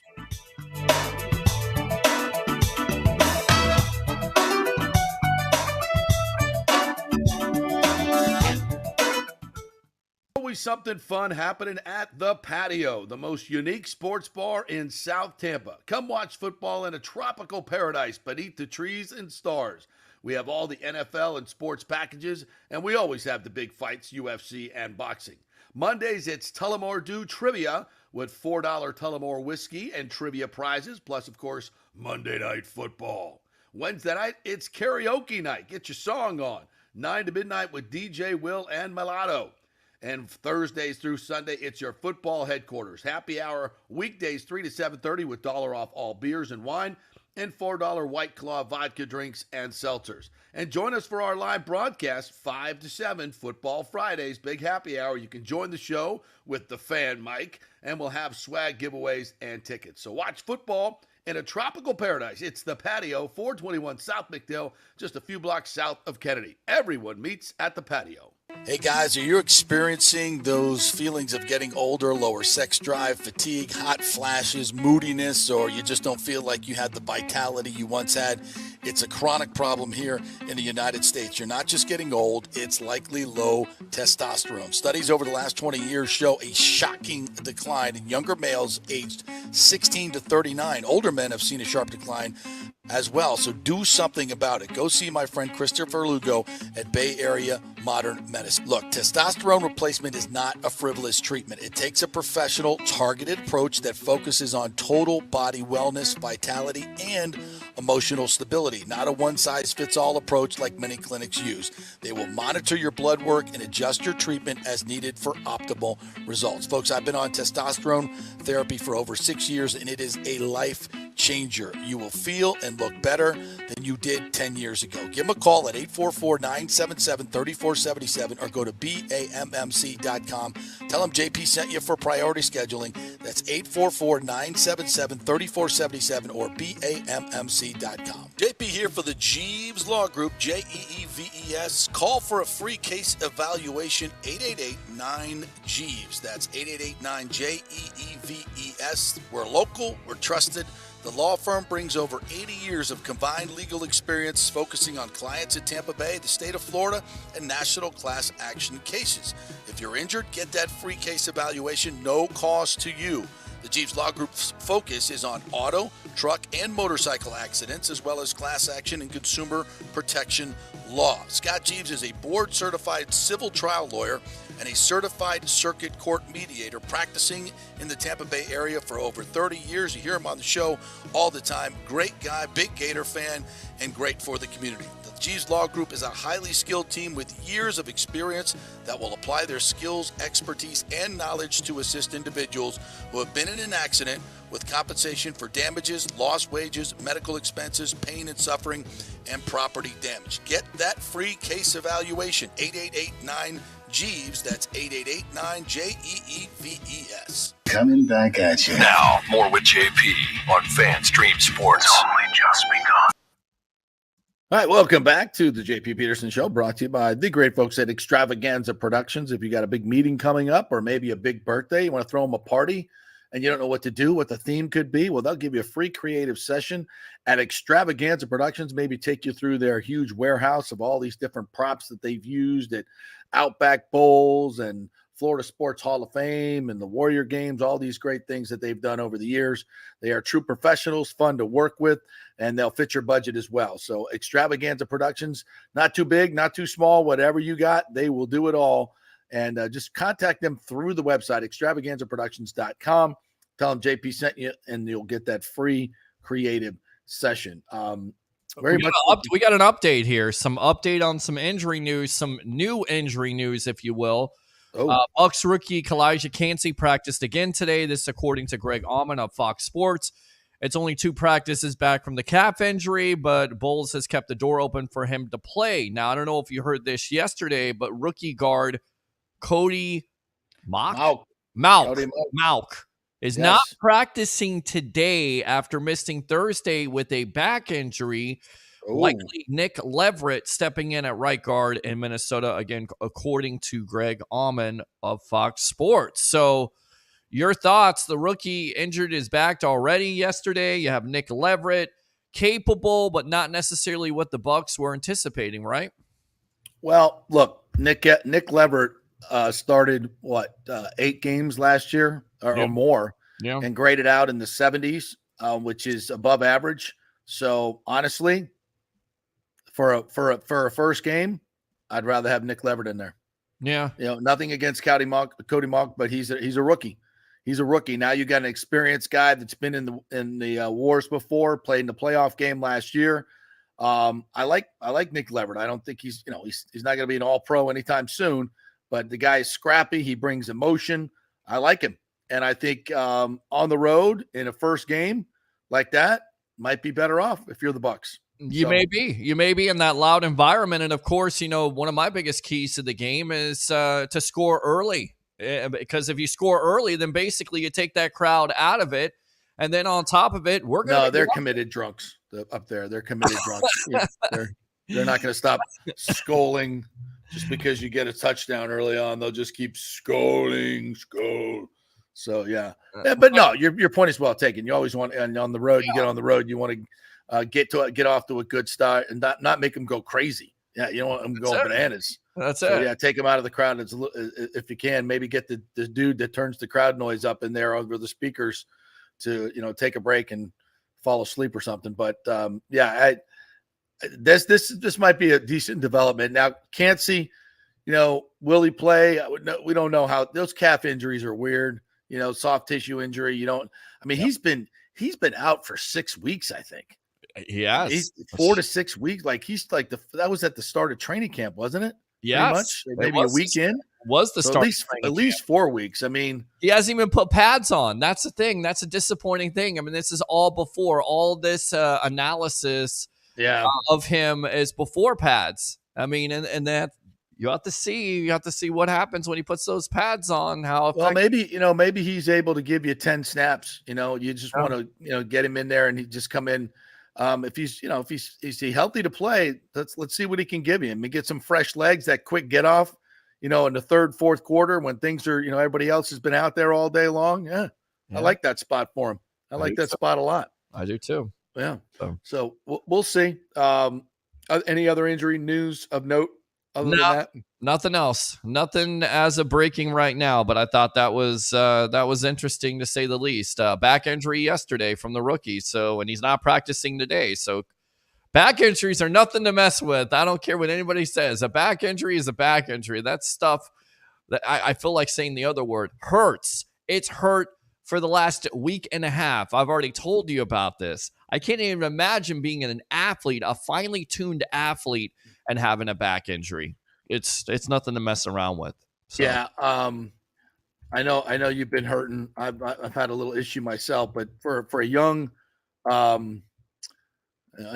rookie offensive lineman to have a back injury early on, that's no good. Yep. That is no good. No. So we'll see where that goes.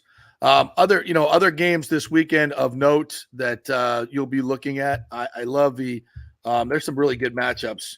The Giants and the Cowboys. I believe that's Sunday Night Football. Yeah, everybody's trying to tell me that the Giants are going to be the number one team. I mean, especially my co-host there, Harry the Greek.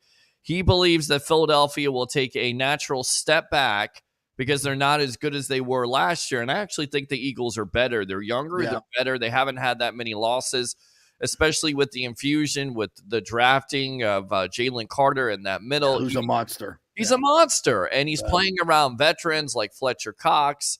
I'm interested to see what Danny Dimes does. Yeah, I'm interested. So yeah, I think the Eagles are still the class of the division. I don't think there's any question about that. And I think there's people picking the Cowboys to be in the Super Bowl. I just don't see it. When Mike McCarthy calling plays now, you got rid of an offensive coordinator had one of the best offenses in the league. Dallas is just dysfunctional to me. Yeah. And, I think, Dak is a good quarterback. I don't think he's great, but he's under so much pressure to just be, everybody thinks he should be Aaron Rodgers. He's just not that guy. And ever since he got hurt, and my good friend Tim Ham points this out all the time from DSP Media, since he got hurt, he just hadn't been the same guy. He just doesn't run like he used to, which was a big part of his game. Yep. And, that ankle, that calf, whatever it was, he doesn't have the burst he once had. So he's kind of, relegated. I'm not saying he can't move around and make plays, but he's just not the runner that he once was. And I thought that gave him a great dynamic. And I think that's why his interceptions were up a little bit last year. I know people are freaking out about it, but I think you need a quarterback that's going to take chances. He maybe took a couple of bad ones in the playoff game, but I still don't believe in him as a quarterback that's going to lift your entire offense. So I'm interested to see what Deuce Vaughn does, though. Yeah, and I'm a 5'5" guy. Yeah, exactly. And then I'm also interested to see what Danny Dimes does. Now he's got his new contract extension. Is he going to perform better than he was last year in that Brian Daboll offense? Saquon Barkley, he's looking for a big time deal eventually. I mean, how does that offense perform now that the Cowboys have a book? Now that the teams have a book out there on Daboll's offense, do they take a step back? Because I'm not buying the Giants. I buy the Cowboys more than I buy the Giants. I'm sorry. I don't know why. Maybe that's my bias, but I don't buy the Giants. I like Daboll as a coach. They got a good defense. I'm not buying into Daniel Jones as an elite quarterback. That's for sure. But can he get it done? With Saquon, yeah, they're a capable offense and their defense is good. So I don't think they're in the Eagles level. I think they're more on the Cowboys level. Yeah. So I'm kind of with you. I think they're a contender for the division, but I still think the Eagles are the best team in that division. And I think Jalen Hurts is getting better. He's getting better each and every year. He was really good last year. Obviously, could have been the MVP. Damn near won the Super Bowl. So, and I do think they got better in the draft. So. Yeah, you don't fumble before that second half. More than likely, you beat the Kansas City Chiefs. But again, you got to play a nearly perfect game. That's why you go back to Super Bowl 55. And I get it. People can talk about the offensive line being banged up for Kansas City. It would have been different.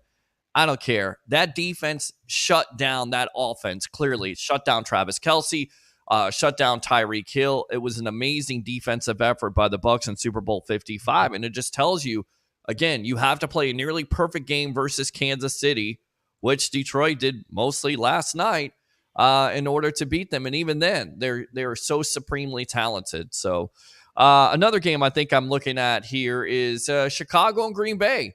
No more Aaron Rodgers. Yeah. Jordan Love's first game. Justin Fields with all the weapons that they got him. Can he perform? Can he take that next step of progression like Jalen Hurts did last year for the Eagles? I'm looking forward to that game. How about Cleveland and Cincinnati? Joe Burrow coming off a contract extension. Will he be 100%? What about Deshaun Watson? We don't even know if Burrow's going to play. I think he's trending towards playing. Right. So we'll see. And he certainly got plenty of motivation to play after getting that deal. The richest contract in the NFL history, averaging $55 million a year to $215 million guaranteed. Yep. Which I think was just still less than Deshaun Watson. It's ridiculous. And Watson has not done anything to get that. Well, hold on now. He was pretty damn good. And when he was in Houston, he's pretty damn good. But since, Cleveland last year was a struggle, but he played half the season, whatever. I'll be interested to see how good he is this year. That's a fair evaluation because he was damn good. He was, he was top 5 quarterback when with not the greatest team in the league. So Panthers Falcons, which is at 1:00 on Sunday as well. So I won't be watching that live, but I'll be watching it Sunday night on the replay. Mm-hmm. The Ravens. I'm interested to see this new Ravens offense with Zay Flowers and Lamar Jackson with his new contract. Very interested to see how good they're going to be. Todd Monken there, offensive coordinator. Yeah. To me, they're the dark horse. I think they could be a dark horse Super Bowl candidate, and I'll tell you why. Because Jackson finally has weapons around him. You got Odell Beckham, Zay Flowers, very impressive. Yeah. New offense there. Defense is still pretty stout. I like the Ravens' chances. It's a tough division, but I like their chances in that division. I do. I think there's some people that are picking the Ravens to go to the Super Bowl. Their defense probably needs to improve a little bit as well. But I mean, if Lamar Jackson stays healthy and Odell Beckham stays healthy, and they got Zay Flowers and Mark Andrews, I mean, they're just loaded offensively. They need to be a little better defensively. Harbaugh's a good coach. He's a proven winner. We'll see where it goes. The Titans are at the Saints at 1:00 on Sunday. So the NFC South all playing at 1:00 on Sunday, as they will most weeks. Titans will be interesting with Tannehill coming back, Derrick Henry. A lot of people are kind of writing them off. I wouldn't do that. They've got a good coach, and they're usually pretty solid. So we'll see. I'd love to see him upset the Saints week 1 and Derek Carr. That would be fun. 49ers at the Steelers at 1:00 on Sunday. That's going to be one hell of a game. I think Kenny Pickett, even after what I saw last year, I thought Kenny Pickett was really, really good in his rookie season. And then what we saw in the preseason against the Bucs and what he did to everybody else, I think that dude's going to be a really, really good quarterback. And I think the Steelers are going to be a handful this entire year. The 49ers, Brock Purdy coming off the elbow injury, Bosa just coming back. I kind of like the Steelers in that one. I think you got to like the Steelers, Najee Harris, and then on top of it, Mike Tomlin. He's so consistent, and he does not get the credit that he deserves. And he gets the most out of his players, and I think he could do the same thing even in, again, one of the toughest divisions in football. Yeah, they're a sneaky pick to win that division. You mentioned Bears, Packers, 4:25. Also Broncos and Raiders as Sean Payton makes his Denver debut with the Raiders coming in. That's a nice soft one for him to start. I think the Broncos are going to be much better this year. Payton's he's a proven coach. I think he fixes Russell Wilson. I don't think Russell is irrevocably broken like many think. I think he'll have a good year under Sean Payton. He'll see to it. The Dolphins are at the Chargers at 425 in the Wow. we should have drafted Justin Herbert instead of Tua Bowl. Yes. So, but Tua is highly motivated. He's been pissed off because somebody called him fat. So we'll see. My name out of your mouth, right? Oh, you went all Will Smith on Ryan Clark and grow up. Clark. And, yeah. So we'll see on that one. I'm just not going to be a believer in the Chargers until they show me they can win consistently. As much as I love Justin Herbert and the roster, they just have to. They just can't lose games that they should win and play at an elite level. The Eagles are at the Patriots in the Tom Brady welcome back game. So there'll be a lot of emotion in Foxborough this weekend. Here come the Eagles. This is one of those spots where Belichick seems to always have his team ready to play. You're not going to lose on Tom Brady Day, are you? Well, I don't know. Yeah, we'll see. Yeah, you're going to lose. I like the Eagles. Yeah, I like the Eagles too. Going back to the Raiders, Chandler Jones. Did you hear about this?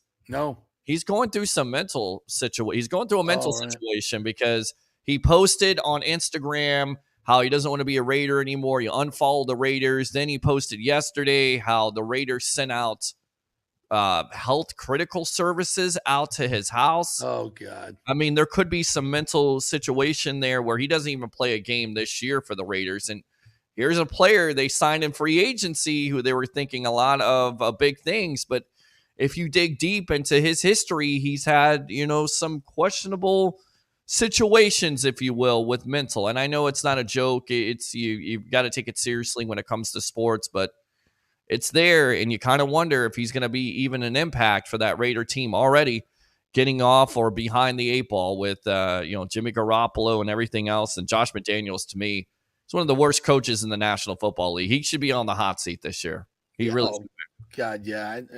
Anybody who thought that was going to work even a second time after what happened in Denver, just not paying attention. He's just not cut out to be a head coach. The limelight does not work well with him.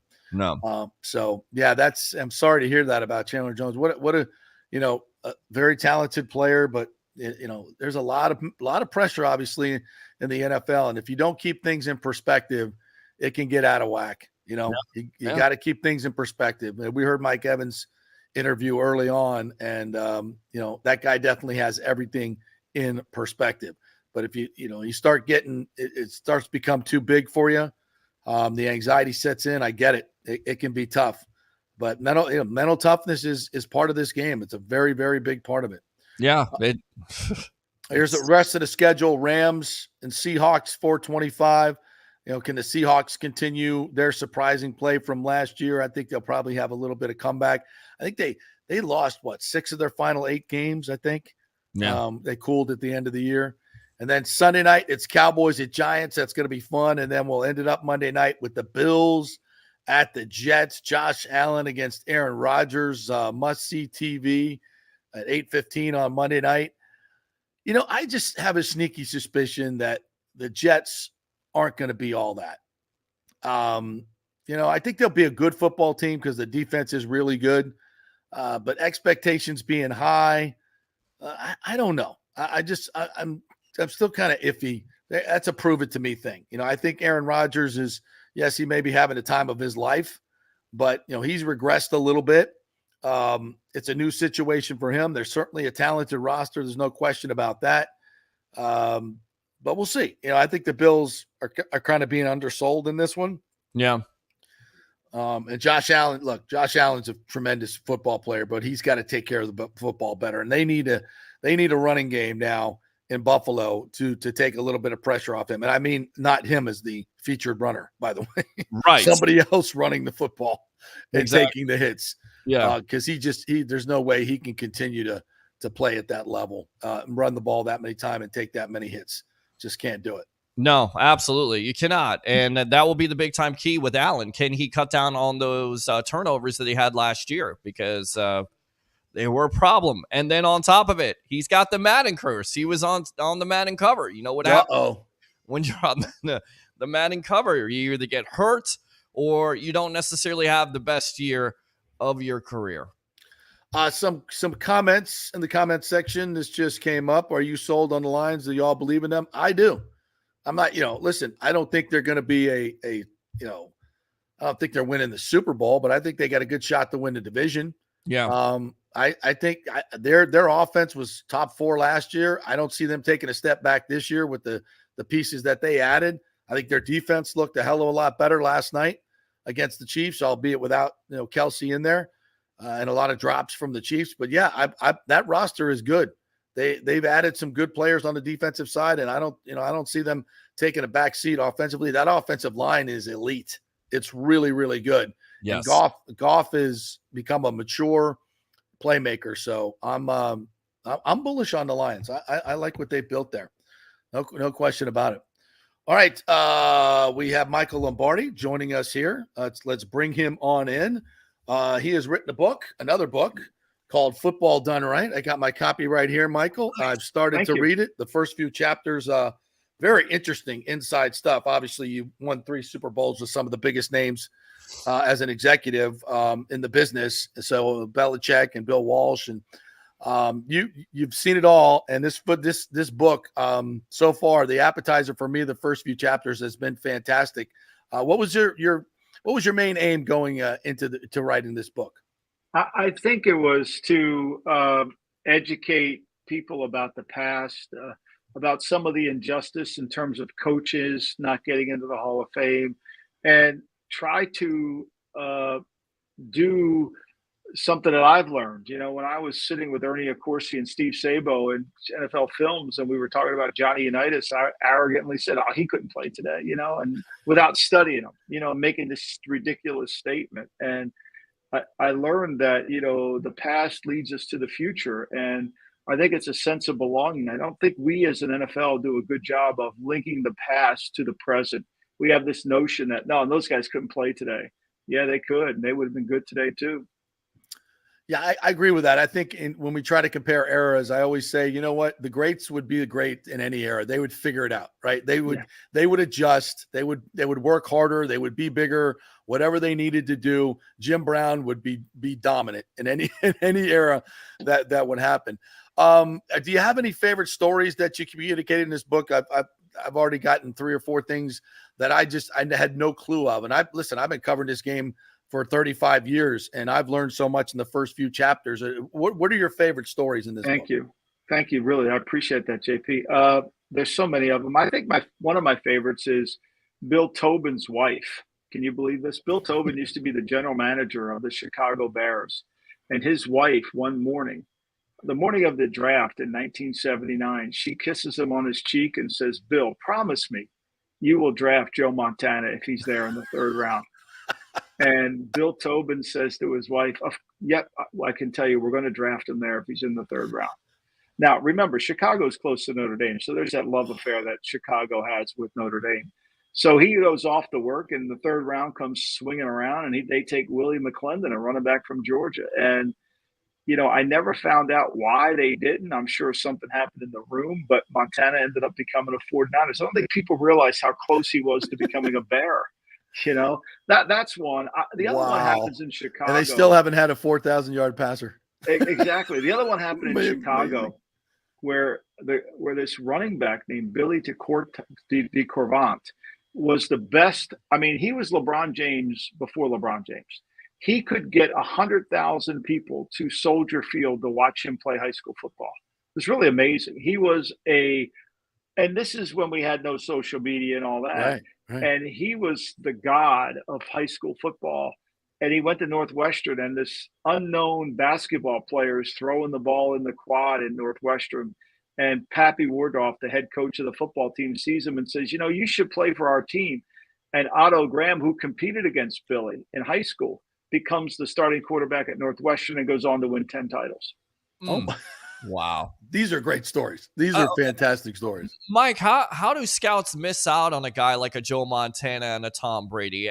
Do they overthink this? Yeah. We always do. I mean, we find it, we always begin with, well, in Montana's case, his arm's not strong enough. But if you read my Montana section, you understand that offered a scholarship at North Carolina State in basketball. We're talking about a unique athlete. He's having hydrothermia problems in the locker room of the Cotton Bowl because it's so cold, and he's drinking chicken soup, and out he comes, and he leads Dan Devine's team from behind, and Devine didn't really want to play him. There was conflict between that. Same thing with Brady. I mean, Brady's taking a backseat to Drew Hansen at Michigan. So a lot of it is misjudging along the way. I mean, for Montana, a lot of it was he was a quiet, unsung kid that was really athletic, and everybody thought he didn't have a rifle.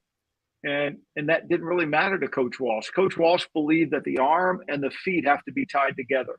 And that allows the mind to process quickly. And that's what Joe could do. Michael Lombardi is our guest. Football Done Right is the book. You see him on CBS Sports, on the NFL Network. Where do you put our good friend Sal Palantonio, friend of the show, has said that he feels Tom Brady's greatest accomplishment was winning a Super Bowl in the pandemic and bringing a team together in 1 year to do that.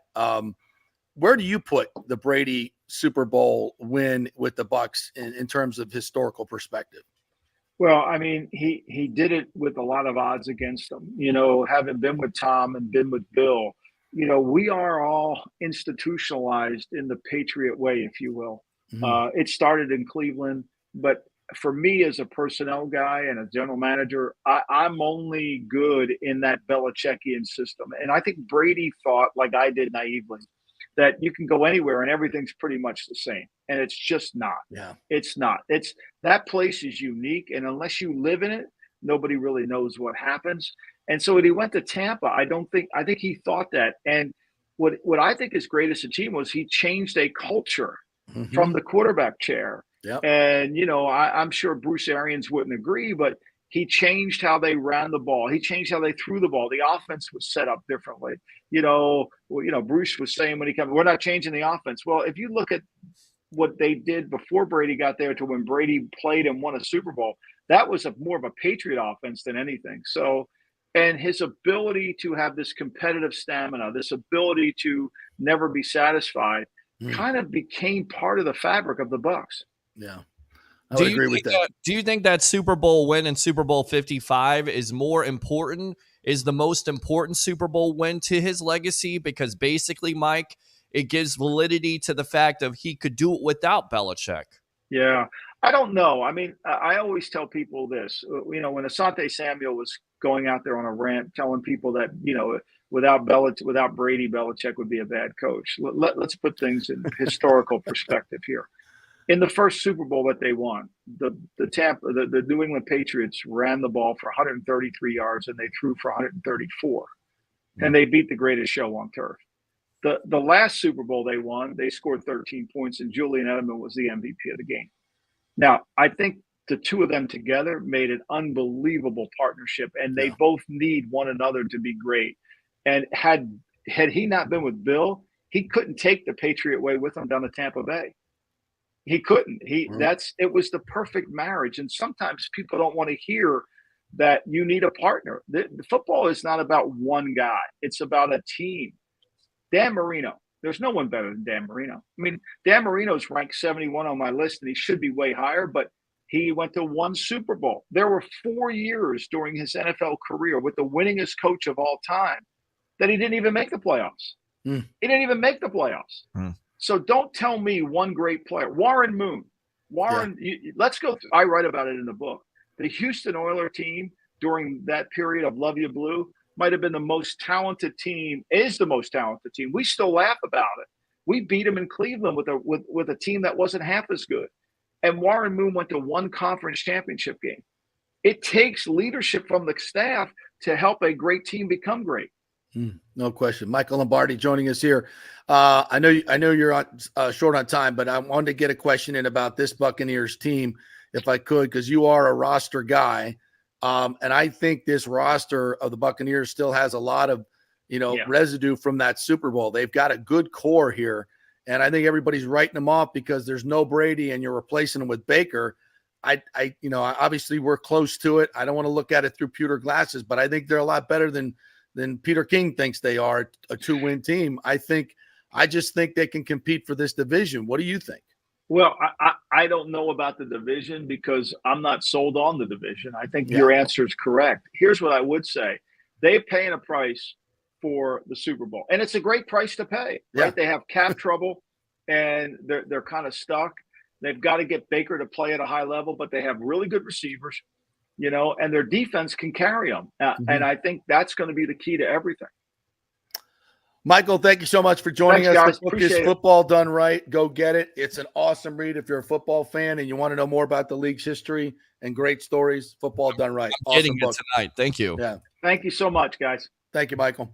Really, really good stuff. I'd like to, hopefully we'll have him back on when he has a little bit more time because he's on one of those schedules where he's going bopping from one to the next and obviously coming to us a little bit late. So I know he's got another one to do as well. So we don't want to keep him too long. We'll get him on another time, but great stuff.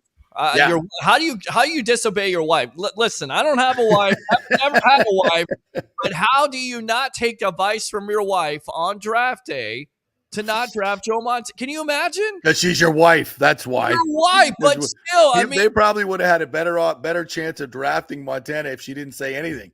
He's probably thinking as he's going, I'm not drafting Montana just because my wife told me to. No offense. But why? No offense. Why is his wife saying that? That's what the question should be. You know why? Because Joe Montana was a very good-looking man. And she probably said, I'm sure she wasn't thinking like, oh, wow, I watched his feet married with his arm and, no disrespect. I don't know if she's a student of the game. I don't know, but I'm guessing she probably went, wow, that Joe Montana's really handsome. Right. You should draft him. Maybe she saw something that somebody else didn't see. I mean, how do you get wrong? How do you wrong on Joe Montana, third round? How are you wrong on Tom Brady? Even today, thinking about Chicago is, I mean, my God, how do you not have a 4,000-yard passer like ever in the history of your freaking? Is Justin Fields that? Is he the answer to that question? Is he going to be a 4,000-yard passer? Oh, he's throwing for 4,000 yards this year. I mean, he is. I don't. Is he that good? Yeah, I think he's a good player. I really like him. I don't know. I don't know what to say because I think he could be Jalen Hurts. I don't know. I think Chicago has put enough weapons around him. I hope for their sake that they can finally find a friend. You need consistency. You need, quarterbacks need consistency in coaching, consistency in systems. He hasn't had that. I see a lot of Jalen Hurts in him. I think he's a winner. He's a fantastic runner, obviously, and I think he's an underrated passer. So we'll see. That's what's great about this league, man, is you can't fake it. You cannot fake it. You gotta go out there and prove yourself. And but I think Michael's point's a great one. I think we put way too much importance on individuals in this game. Yeah. It is the ultimate team game. When I start getting romantic about the game of football when I read books like this, because I think it's the greatest game in the world because it just tests you at every level, physically, emotionally, mentally, spiritually. It tests you to the depth. When you think you can't play another play, you got to play another quarter and you find a way to do it. If you've talked to players about this and, when they get into a zone and then, the whole strategic part of the game, it is, that's why, Bobby Bowden was such a history of war and Nick Saban is too. The greatest coaches you'll find, they read Sun Tzu's The Art of War. They study the great generals because, and I'm not trying to make this, the unreasonable metaphor that football is war, but from a strategic standpoint, it is. Mm-hmm. War is not a game, right? But you want the thing that tests you emotionally, physically, mentally more than anything is the state of war. Absolutely. Football is the closest thing to that in terms of a game, in my opinion. And because you have to, it's about obtaining ground. Right. And it's about using a team to get that ground and move the ball, matriculate the ball down the field. And you have to be a psychologist in terms of as a coach to get your players in the right frame of mind. You've got to be a great chess master in order to understand in real time what you're watching and what chess piece is determining what's going on in this game, how they're using that safety, how they're using this guy coming off the edge, how they're outflanking me. Am I not using my strengths? That's why football's the greatest effing game in the world, man. And we're getting ready to get into this football season and see who's the smartest, see who's the best, see who's the most competitive, to see who won't quit. These are all these qualities of human beings that get tested, and it's right there for you to see who's quitting out there, who's not, who's staying cool in the moment, who's losing their mind, who can't catch a freaking cold, Kadarius Toney. I mean, this is what makes it the greatest game in the world, man. And I can't wait to see it unfold in the NFL, in the best league there is. And here we go, baby. I know we're running out of time here. Biggest question remains. Do you think Chicago wins more Super Bowls with Montana under center? Yes or no? They did have the defense there. Is that even a question? Is that even a question? Kind of stupid. I'm not sorry. That's not of course. Does a bear shit in the woods? Yes. Yes. Does Chicago win more? They won one Super Bowl. You don't think they'd would have won more Super Bowls with Joe Montana than Jim McMahon? Of course they do. Come on. Yes. My Come God. on. Yes. Jeez, Pete's men and women, ladies and That gentlemen. could have been a dynasty. Jeez. Yeah. Just would have listened to his wife. There you go. Happy wife, happy life. Hey, learn out of that. John Gruden passed on Aaron Rodgers how many times? Wow. Whoops. Yep. Well, we just talked about Cadillac Williams. Same year, too. Yeah. But the Bucs were who told that story? It might have been Michael Lombardi. It might have been it wasn't somebody else. But they told that story. We was in Green Bay. Because they didn't want to draft. They wanted to move down. Yeah. And they were like, who needs a quarterback? Oh, the Bucs need a quarterback. They're like, I bet the Bucs are going to call. And would you have given up next year's first round pick? They would have taken next year's first round pick to take Aaron Rodgers. Are you effing kidding me? And they didn't do it. It's moments like that change the history of franchises. Yep. Right there. Yep. I think another one, 2007, I think the story was that John Gruden at the time wanted Calvin Johnson with Jeff Garcia. And, of course, I believe the Glazers gave Kiffin the opportunity to get who he wanted, and they went with Gaines Adams instead of trying to trade up and get Calvin Johnson, who turned out to be a Hall of Famer. Could you imagine Calvin Johnson on that offense? Maybe Gruden gets a couple more years. Maybe I think that was the year I was begging them to draft Adrian Peterson instead. Well, and I think you're probably right about that. Yeah. And people go, well, why do you draft Adrian Peterson? Well, because he turned out to be the way he was, and I get Hall it. Of Famer. Like Williams, but you had an opportunity to get a Hall of Famer. You get a Hall of Famer. Yeah, Gaines Adams, may he rest in peace. I remember the day we interviewed him. I was just like that guy. Like he had no chest. He had no chest. It was like he had the lower body, and then his upper body was like nothing. It was. Another Clemson defensive end that doesn't work out in the Bucs' favor. I was like, and he was so chill. He was so chill. Yeah. And I'm like, I don't know if this would be the 4th overall pick. I don't know. I don't think so. Yeah. All right. Our thanks to Michael Lombardi, Patrick Burnham, who joined us, Samar Ali as well. Thank you guys for joining us. Have a great weekend full of football. Go Noles, go Bucs. We're going to do a post-game show on Sunday, partner. Yeah, I'm down for it. If you want to do it, let's do it. We'll throw out a little post-game show there for you. So come join us a little bit after the game. We'll give you our thoughts on how it went down and how the Bucs beat the Vikings and shocked the world. Have a great weekend, everybody. We'll talk to you on Monday.